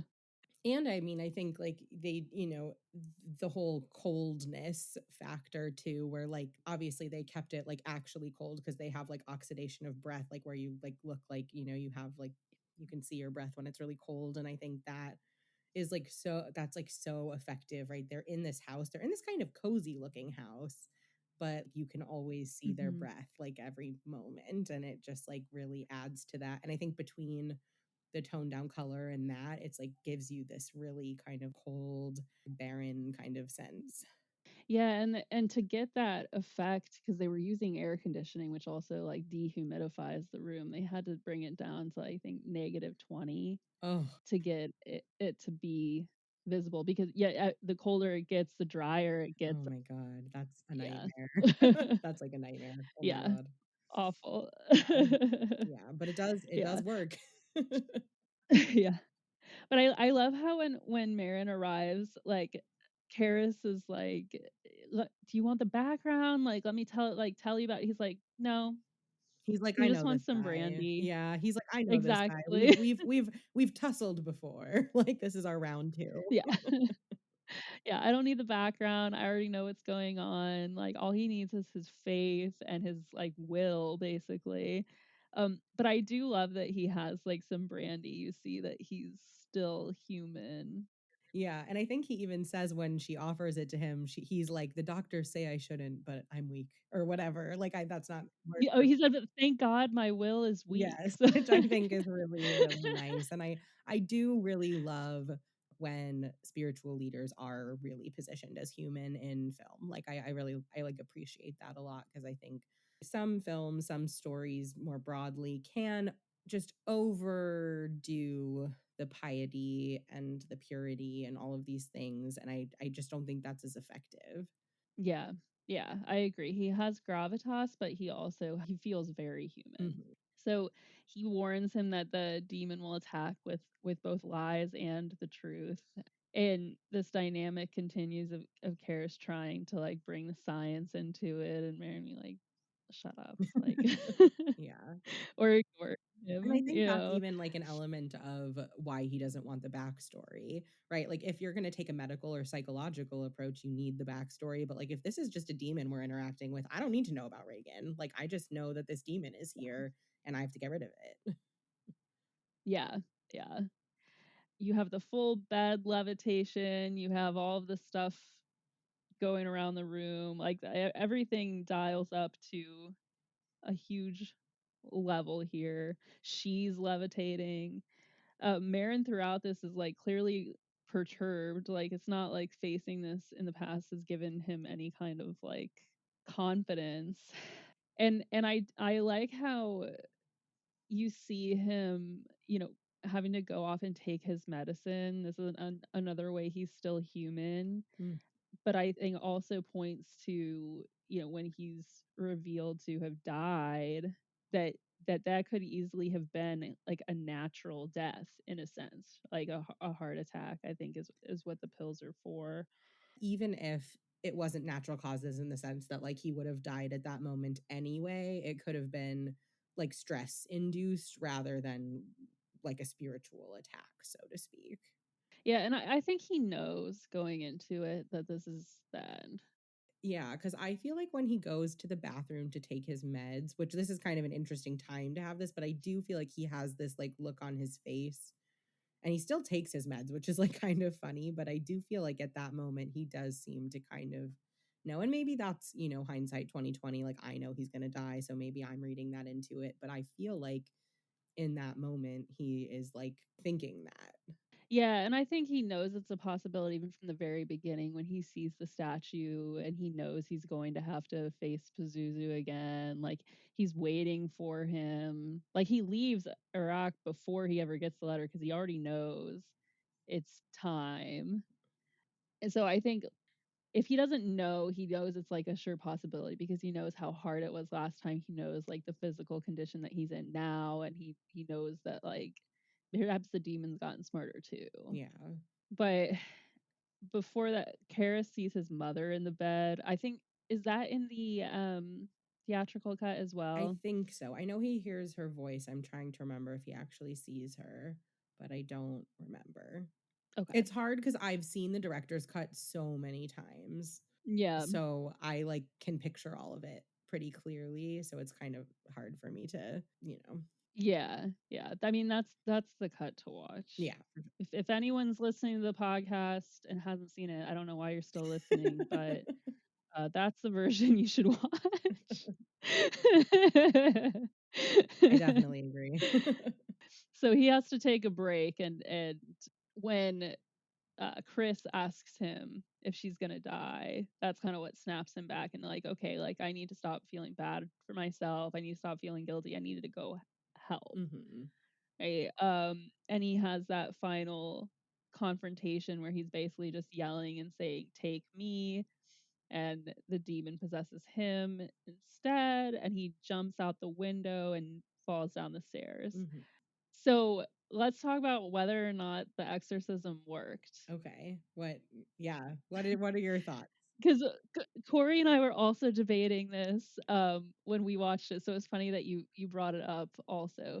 So I think there's like something to that because clearly the ritual is not what is the deciding factor at the end, right? Like that doesn't cause directly the success. It's possible it like contributed to it or helped it. Right, because they get the demon out of Reagan, but Right. I think the idea of an exorcism isn't to have it hop right into another person. Like, I think you're trying to get it to leave. Right. Right. And when I was reading about exorcism, I found this distinction. So in Catholic dogma, exorcism is a sacramental, but not a sacrament, unlike baptism or confession. I don't know what any of that I know what baptism and confession are, but I don't know what a sacrament is. So, sacrament is like a religious ritual that has like significant meaning and importance and has to be done a very specific way, right? So, with baptism, if you don't follow the steps, you're not baptized. Like, unlike a sacrament, it says, exorcism's integrity and efficacy do not depend on the rigid use of an unchanging formula or on the ordered sequence of prescribed actions. Its efficacy depends on two elements: authorization from valid and licit church authorities and the faith of the exorcist. Dang, it's Father Callahan from Salem's Lot. Okay, I that's cool. I think if you interpret exorcism as that and not as this series of steps and rituals, it does succeed. And the reason that it succeeds is because finally, at the very end, Karras's faith has returned to him and he believes and he becomes the exorcist. There's my pitch for why it really works. Yeah, I think that's fair. I think it's hard for me because that like level of stock in the validity of the church is like not it's like pretty hard for me to attach myself to even like for the sake of the Yeah. movie. But I think that makes sense. I think in my mind I'm like if everybody who tried to help died, like maybe that's not a success. But it's a success in that yes, like Reagan gets to go on with her life and like not be possessed anymore. So I don't agree, but I think I Well, see the validity of that take for sure. and I mean, if we take the movie for what it is, like it is possession and an exorcism, right? So, like, if we're gonna buy into the theology of the movie for the sake of watching the movie, I think the message that it has is that the rituals and the specific words and specific steps are not important. Yeah. What's important is our faith and our belief in the fundamental values and Kara sacrificing himself to save this girl is a very like Christ-like thing to Yeah. do. I also guess like in the end, because he falls down the stairs and then Father Dyer is there and offers to give him like last rites. Yeah, And he like squeezes his hand like to say, yes, please do it, or whatever. Like he acknowledges it and they're doing that. So I guess like he's going straight to heaven, which is like another thing that's like, I yeah, think it's just like hard. Like, again, it's like hard for me to like really think too hard about these types of things because they feel really far away to me. But I guess, like, yeah. it's true that in a lot of Christian faiths, dying is sort of a good thing. Like, not like you have to like it, but, like, dying is kind of good. If you died by sacrificing yourself for someone else and would died like a true believer, and yeah, I mean, Right, you go to heaven, and so he's that's going to a good heaven. so, like, that's probably better than his life was. So I think that makes like I said, I think everything you said makes sense. I don't think it's my view of it, but, like, I do think, like, everything you just said makes perfect sense. Yeah, yeah. And it's not my view on Right, life, but the movie but but I the think movie. the movie. Yeah, I definitely see that distinction too. But I think Yeah, that's what I mean when I say, like, some of the concepts are so far away to me that, like, it's hard for me to attach to them even for the sake of the movie, and so I think that's, like, just a difference in my, like, viewing experience of the movie, but, yeah, I mean, can I yeah. spoil something from Salem's Lot by Stephen King? Is Okay. that okay? Yeah, Okay. yeah, So that's a vampire story, and, um the priest of the town is kind of also in crisis. He's an alcoholic. He's not admitting he's an alcoholic, but he is. And like he is one of the only people left. Like the vampires really like take over the town essentially. And he basically confronts like the head vampire with his cross, and his cross starts glowing and like is magic-y. And the vampires basically like cast off your symbols. Like if your faith is so strong, get rid of the cross and let's face each Mhm. other. Like, you don't need that if you really believe. And like the cross dims back down and like he loses his power because he doesn't have the faith that he needs to have to make it happen. And so this is kind of like an opposite of that, where like he's able to channel that faith at the very last second, even though it hadn't really been present for him for a while. He was like able to tap back into it. Yeah.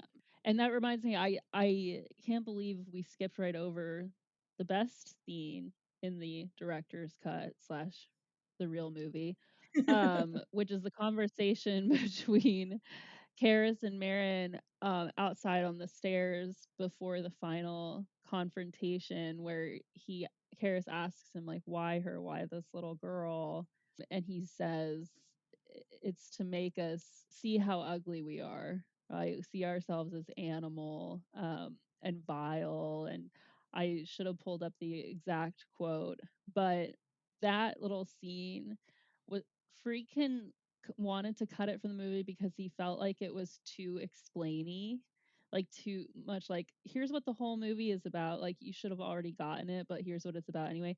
But I think like given the fact that you're talking about a horror movie where there's a lot going on, it's not that obvious what the message is. And you are dealing in a lot of cases, I know this is not your approach and a lot of people's approach, but there's a lot of people who go into a horror movie not expecting to think about it. They're expecting to be scared and then forget about it like a couple weeks later Yeah, or whatever. for sure. Right. So I don't think it hurts at all. I think it helps the movie.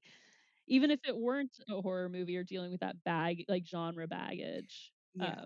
I still would think it would be a good Yeah, scene. I tend to struggle less with exposition than a lot of people do. I like things to be thoroughly explained. I don't necessarily feel like it's missing when it's not there, but like a lot of the times when there's like a scene in a movie or a book and people are like, "This is too much exposition," I'm like, "Oh, I liked it." Like I thought it was. I don't know. I think it's it's like a thesis statement, right? Like I think it's naming it, and I always think that's interesting because I'm curious, I guess, how they would put it if they were going to put it directly. You know what I mean? And so I think Yeah. I actually do find that really interesting and informative, even if the theme and message are clear throughout the movie. How would they present it? Yeah, and I think one aspect that makes it a lot more palatable is that when they have that conversation, it sounds like something they would actually say to each other. It feels like a real For conversation. sure. There are certain directors, I think Christopher Nolan does this a lot, and it really irritates me that he has characters say things that like they would never say just to like expound Yeah. the themes of the Yeah, it film has and to be like done well. ram them down people's Yeah. throats. Whereas here it's like we're expounding the themes of the film, but also like we're having a real conversation and like you're having a real faith crisis and you're asking me why Right. this horrible thing is happening, and I'm telling you my view of why that's happening because like we're in this together. Right. And And this whole world of exorcism is totally foreign to Karis. So it yeah, like it yeah, makes sense. Like there's a seasoned guy here that he would be asking these questions because he doesn't understand. I don't think that it like takes away from the movie or feels like too much or anything. yeah, yeah. And I'm sure there are lots of interesting like feminist um reasons or thoughts on why Reagan is the one that's Yeah. subjected to this. I think like the innocence of a young girl is like the poster child for vulnerability, right? Mhm. Like a girl needs to be protected. A girl Right. is open and vulnerable, and like it's that much more disturbing when she behaves in a way that doesn't fit with that, right? Yeah. But I don't have a problem with it. I don't have a pro I think it's a I Yeah. honestly think the feminist read on it isn't like, "Oh, this is misogynistic." Like, I think it's, like, about misogyny in a way when you, like, read it that I don't know that that was the intention, right? But, like, when I'm looking at it from a feminist lens, I'm, like, looking at other people's fear. I'm not really like, "Oh, they're depicting this in, like, a gross way." And I also Yeah. think it's oh, but it is interesting because it's, like, loosely based on a real case that happened, and the real case was a boy. I touched on this towards the beginning, but like the male story and the female story in occult movies like interact with each other, like in possession movies and haunting movies and stuff. And so one of the in Men, Women, and Chainsaws, like one of the I guess functions of the possessed or haunted person being a girl is in like a kind of reworking of masculine and feminine. So she writes that The remapping of the masculine in the occult film entails a kind of territorial displacement in the world of gender. This expulsion of the bad masculine goes hand in glove with the expansion of the good masculine, the redefined masculine or the new man. That this expansion encroaches on and appropriates characteristics traditionally located in the feminine, and that the boundaries of the feminine are correspondingly displaced into territories of distaff excess. Crudely put, for a space to be created in which men can weep without being labeled feminine, women must be relocated to a space where they will be made to wail uncontrollably. For men to be able to relinquish emotional rigidity and control, women must be relocated to a space in which they will undergo a flamboyant psychotic break. So we have to create room, because a big part of this is like, right, like Father Karras's crisis of faith is so rooted in like emotional repression around his guilt around his mother, and like what does it mean that his mother is going through this and that he's unable to help her and all of this stuff, and he is like pushing it down. Right at the beginning he's very kind of emotionally numb and dull and checked out, and if we move him into a place where he gets to feel those feelings and like have those feelings, then we need to move the woman or the girl into a space where she's even more extreme, which I thought was really interesting. Wow. Yeah, I don't have like a lot of elaboration on that, but I thought that was like really interesting. Yeah, that's fascinating. That's fascinating. Huh.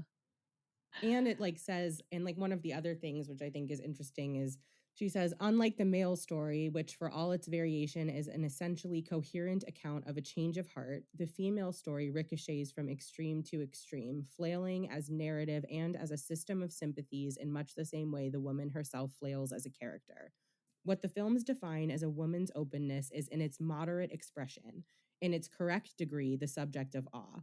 Especially in the possession films, however, moderate slides into excessive, appealingly open becomes monstrously open, emotionally impressionable becomes mentally ill, charmingly pregnant becomes hideously pregnant, and so on. So it's like more about like we're moving everyone into a state of heightened emotionality, and for the men to like go there, the women have to go even farther, and like if women are already firmly planted in a territory of emotionality, they basically have to get pushed into insanity.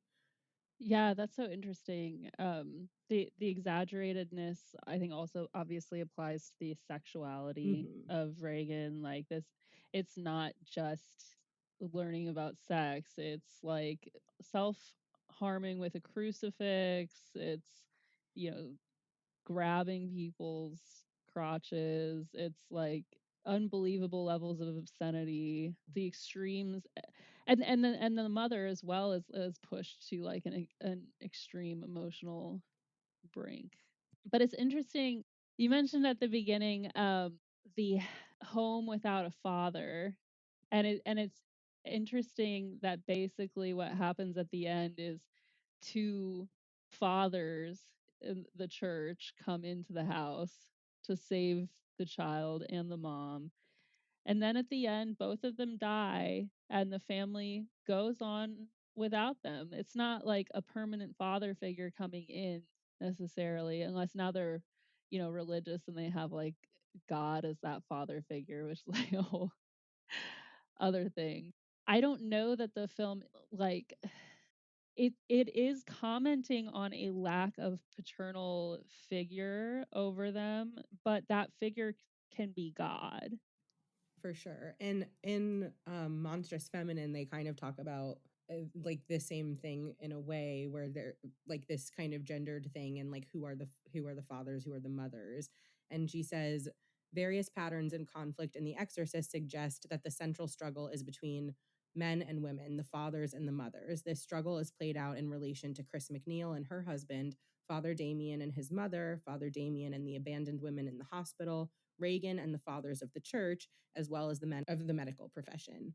This wider struggle is played out or concentrated in the relationship between Reagan and Father Damien, whereas Reagan as devil is powerful, Father Damien as a representative of God is weak and impotent.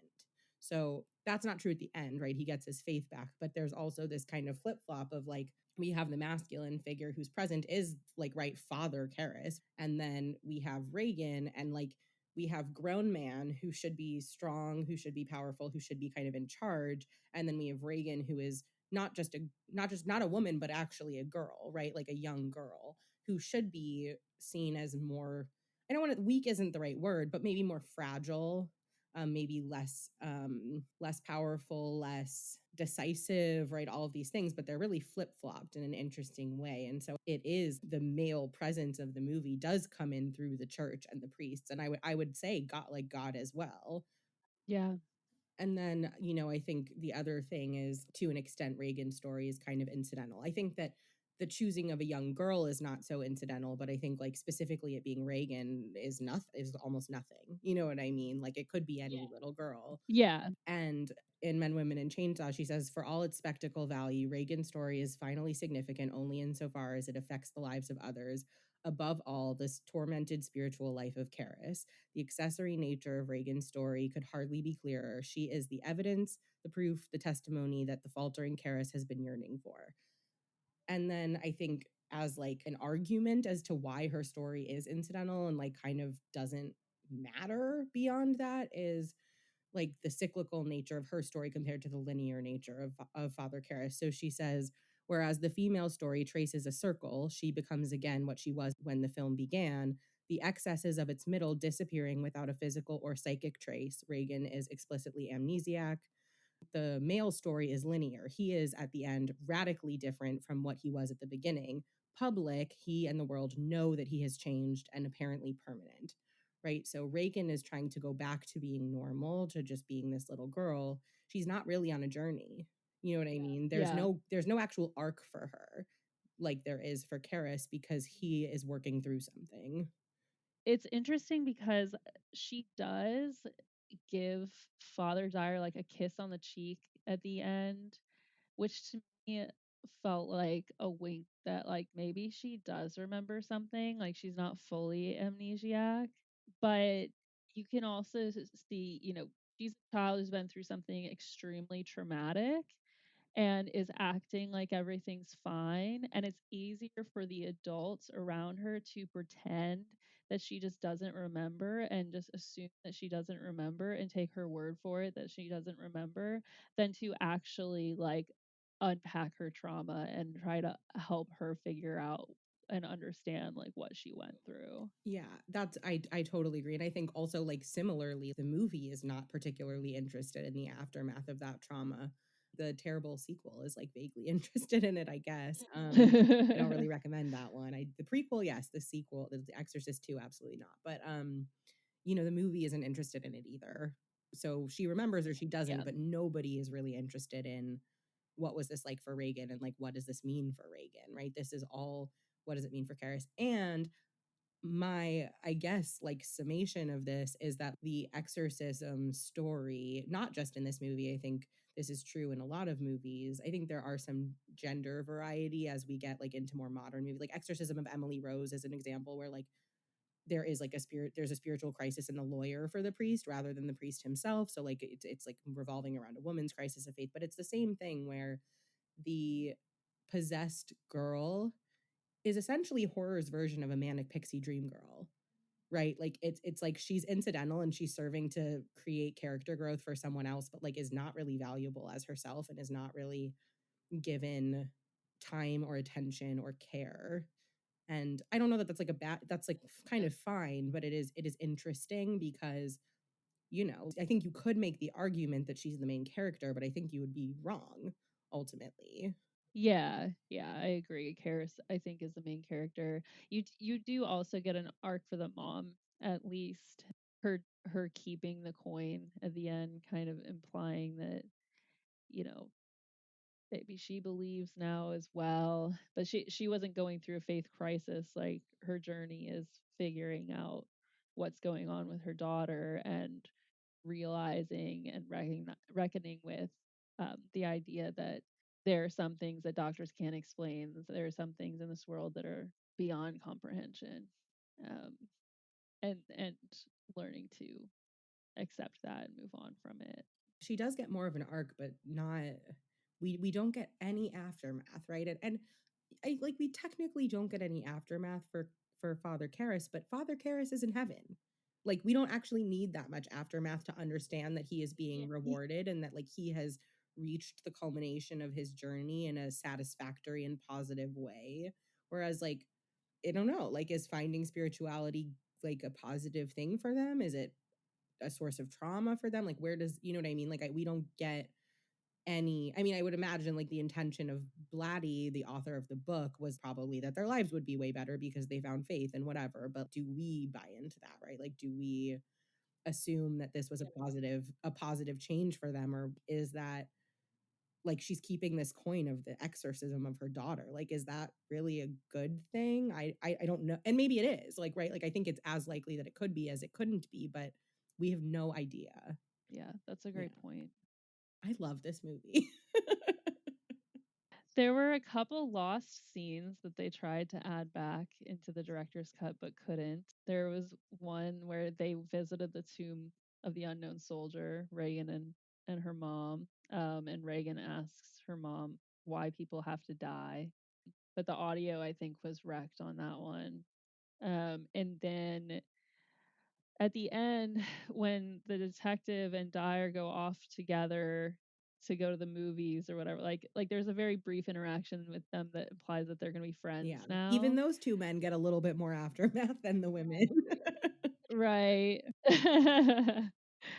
They just want to get the fuck out of town. Yeah, and the theatrical cut doesn't include that. So the theatrical cut includes Father Yeah. Dyer saying goodbye to Chris and Reagan as they leave the house, and then it cuts to him on the stairs where Burke Dennings and Father Karras fell to their deaths. And then in the director's cut, it has a scene where the detective shows up and talks to Father Dyer and is kind of like, is everything okay? And Father Dyer is like, it seems like everything's okay. And then we get the movie, like again with the movie thing. And it seems like Yeah. Father Dyer is also like a little bit of a movie guy. So they kind of have like this bonding moment, and this relationship has been formed, and they go off to the movies together. Yeah, it gives the movie an uplifting ending, which is not part of the theatrical version. And there was supposed to be more to that scene as well, but that was lost. It cracks me up because I was sitting on the couch joking to Corey watching that scene, and I lean over, I'm like, this is gonna be the beginning of a beautiful friendship, Yeah, referencing that's funny. Casablanca. And then when we watched some of the discussion, like one of the special features on the different versions, and it was talking about the lost footage, that was actually something that he was going to say to him, referencing Casablanca in the movie, and they lost the audio. That makes so much sense though, right? Like for him as like such a I movie know, it would guy. have been so That's so perfect. cute. I love that. Ugh, yeah, but I think it Yeah. is more uplifting, and it's uplifting in a way that is like minor, you know what I mean? It's not, it doesn't feel like overdone, you know what I mean? It's just kind of like, and these two guys are going to go off and hang out at the movies. It's not, you know what I mean? It doesn't feel like it's trying too hard to give you a happy ending. It's just giving you a lighthearted note to end on, which I think is more effective than trying to make it like a quote unquote like real happy ending. Yeah, yeah, in spite of all of the evil in the world and everything that everyone has been through in this movie, we can still like connect with each other over film, over common interests and Yeah, like if you know. people get possessed and if all these terrible things happen, what's the point of life? Movies. Uh, Just to wrap up, I wanted to quickly just talk about like the influence of this movie because it's one of the most influential horror movies yeah, of all time. And it's one of those movies that when you watch it for the first time, you feel like you've already seen a bunch of the scenes because they've been referenced in like right. everything for 50 years. God, it has been 50 years. That's crazy. Not like I was there, but just like that's crazy. Yeah, right. Um, and we're at a time right now in history where people are dealing with a high level of uncertainty and panic and terror about the world around them. And when people are in that situation, a lot of them turn to religion to cope. And I don't think it's a coincidence that we're seeing, you know, this surge in people talking about like demonic possession on TikTok and like spiritual warfare and all of this stuff. And even in all of that, you can still see the influence of this movie because the whole Labubus are actually Pazuzu thing Those people don't even know what Pazuzu is or where it came from. They're just like, "It's a demon, they rhyme." There are a lot of demons out there. Like Yeah, it's like so much in the zeitgeist, you know what I mean? Like it's really embedded. It's yeah. like a lot of these really, really classic movies. It's like people know everything that happens, but they don't even know that that's where it came from. Yeah, and so when someone goes around TikTok talking about how, "Look, this Labubu, it looks just like the demon Pazuzu from Which it doesn't. Babylon, and, this is an ancient" it doesn't look like it at all, and the only reason you're referencing Pazuzu is because of The Exorcist, so Yeah, it's hugely influential, and, you can see it's to the point that, like, a lot of exorcism movies fall short because they're doing the exact same thing and not doing it as well. Like, The Exorcist Believer, like, came I that was well done, but, like, it wasn't interesting enough for me, I don't know. But, I know, Mike Flanagan is making a remake of The Exorcist. I think it's gonna be a show, like a mini series, and he's, like, one of my favorite directors, and I really feel like everything he does is not what I think not what I think it's gonna be. Like, I even think about, I'm rewatching Haunting of Hill House right now on Netflix, and I've read that book, and I don't know if you've read the book and saw the show, but, like, they're not doing the same thing. They're both kind of, like, about, like, mental health and hauntings as, like, an allegory for mental health, but they're in playing in very different areas of that zip code, and I'm really curious what he's gonna bring to the story. Like, I'm really curious what story he's gonna tell by way of the exorcism story because I don't think it'll be the same one, and I'm just, yeah. like, curious. I'm so excited to, like, see where that goes. Well, when that comes out, we should do a part 2 bonus Yeah. episode, compare and Yeah, contrast. I think it'll be totally different. I really which I think is good. Like, I we don't need, like, a shot for shot remake of The Exorcist. It's like when they did that with Psycho, and it's like, "Well, why?" Like, well, literally why? Right. This movie is basically perfect as it is in 2000, not Yes, true, 1972, true. 1973. But no, I think it's such an interesting concept. There's a reason, like, we keep going back to exorcism and possession as this, like, I mean, there's just so many different ways to explore it, whether you look at it from a mental health angle, you look at it from a religious angle, in general, like being controlled by something outside of yourself, right? Um, I I would definitely be interested in watching that and doing like a follow up. Be fun. Yeah, for sure. And if you ever decide to watch the prequel, I would be down to talk about that too. And if you even if we don't do a pot, like, you have to tell me what you think if you watch it, even if we don't, spend 2 hours talking about it. But I would be curious. Is Max von Sydow in it? No, because I think he was probably too old to, like, play a younger Damn. version of himself, but, I don't remember who's in it, but I thought that the actor was good, and I do think he's, like, a famous actor. I'm just, like, don't know who anyone is. So, All right. but it is interesting, and it's interesting to watch both versions of it. Like I said, there's, like, I forget what the names are, but one is Dominion prequel to The Exorcist, and one might just be, like, The Exorcist 4, because The Exorcist 3 is, like, its own thing, and Okay. yeah, it's really interesting to watch them because they're like 2 versions of the same story, which is weird. It's, like, weird that Yeah, they that's both exist. interesting. I don't really know which one I like better. I should rewatch them. I haven't seen them in a long time, but it's like when you're watching them, you're, like, having kind of déjà vu if you've seen the other one because, like, some of it is literally the same, but then the possessed figure is different, and so some of the, like, obviously it is different, but it is, like, interesting that they made 2 versions of the same backstory, and, like, I should look into, like, how that came to be because I don't really know, but it's weird, it's interesting. All right, I will add it to my October watch list. Hell yeah. We'll see. One thing that I thought was interesting, like this movie kind of does lay seeds to indicate that even though we're seeing it all on screen, right? This still could be like not a real possession because people like in an exorcism are in a very emotionally intense state. Like all of the witnesses, all the participants are very emotionally intense state. So there are plenty of things they could be seeing in their own head that are not actually Yeah, there. and, like, projecting. Yeah. And I think one example of this potentially is Kara seeing his mother in the room. Like Marin comes in and he doesn't seem to see that. So that seems to be more going on in his head than actually there. And I Yeah. think that like connects up with it being like a dream sequence earlier on. Like I said earlier, we get the crucifix under the pillow of Reagan, who was put there by someone in the house. So she could have like found out about demons from someone in the house. There is the version presented by the medical board of why an exorcism might work.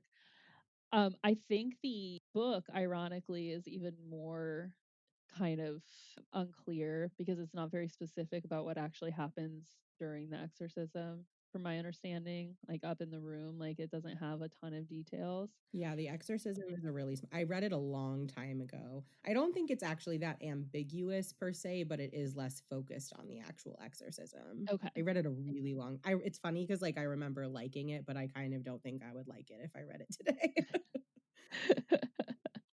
You'd see more like the propaganda aspect of it. Yeah. Yeah, I think I read it when I was like 14 or something. So I think I would Fair. feel differently about it today, probably.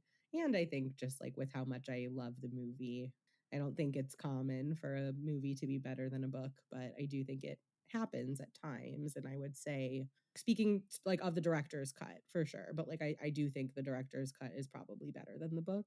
I do think it's cool that a writer who set out to make something as effectively Catholic propaganda and picked a director who was an Oscar winning documentary filmmaker to make it as real as possible, still managed to make a movie that resonates with people that have no interest in Catholicism before or after the movie.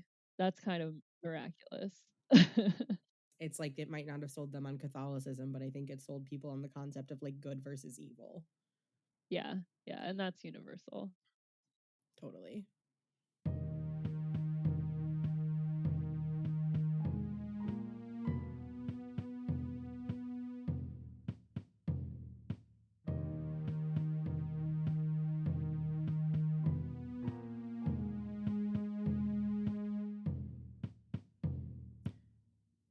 Thanks for listening to this episode of What Haunts You, the podcast about the stories that haunt our dreams. Thanks again to Kelly for another great episode, and I already can't wait for our next one. Next time on What Haunts You, we're going to finish our exploration of the horror films of the 1970s. Following up on this deep dive into The Exorcist, we're going to be talking about even more spooky children and the fears that parents were having at the time. We're also going to be diving into some of the early slasher movies that set the stage for the slashers of the 1980s. Until next time, watch some good movies, read some good books, and I'll talk to you later on What Haunts You.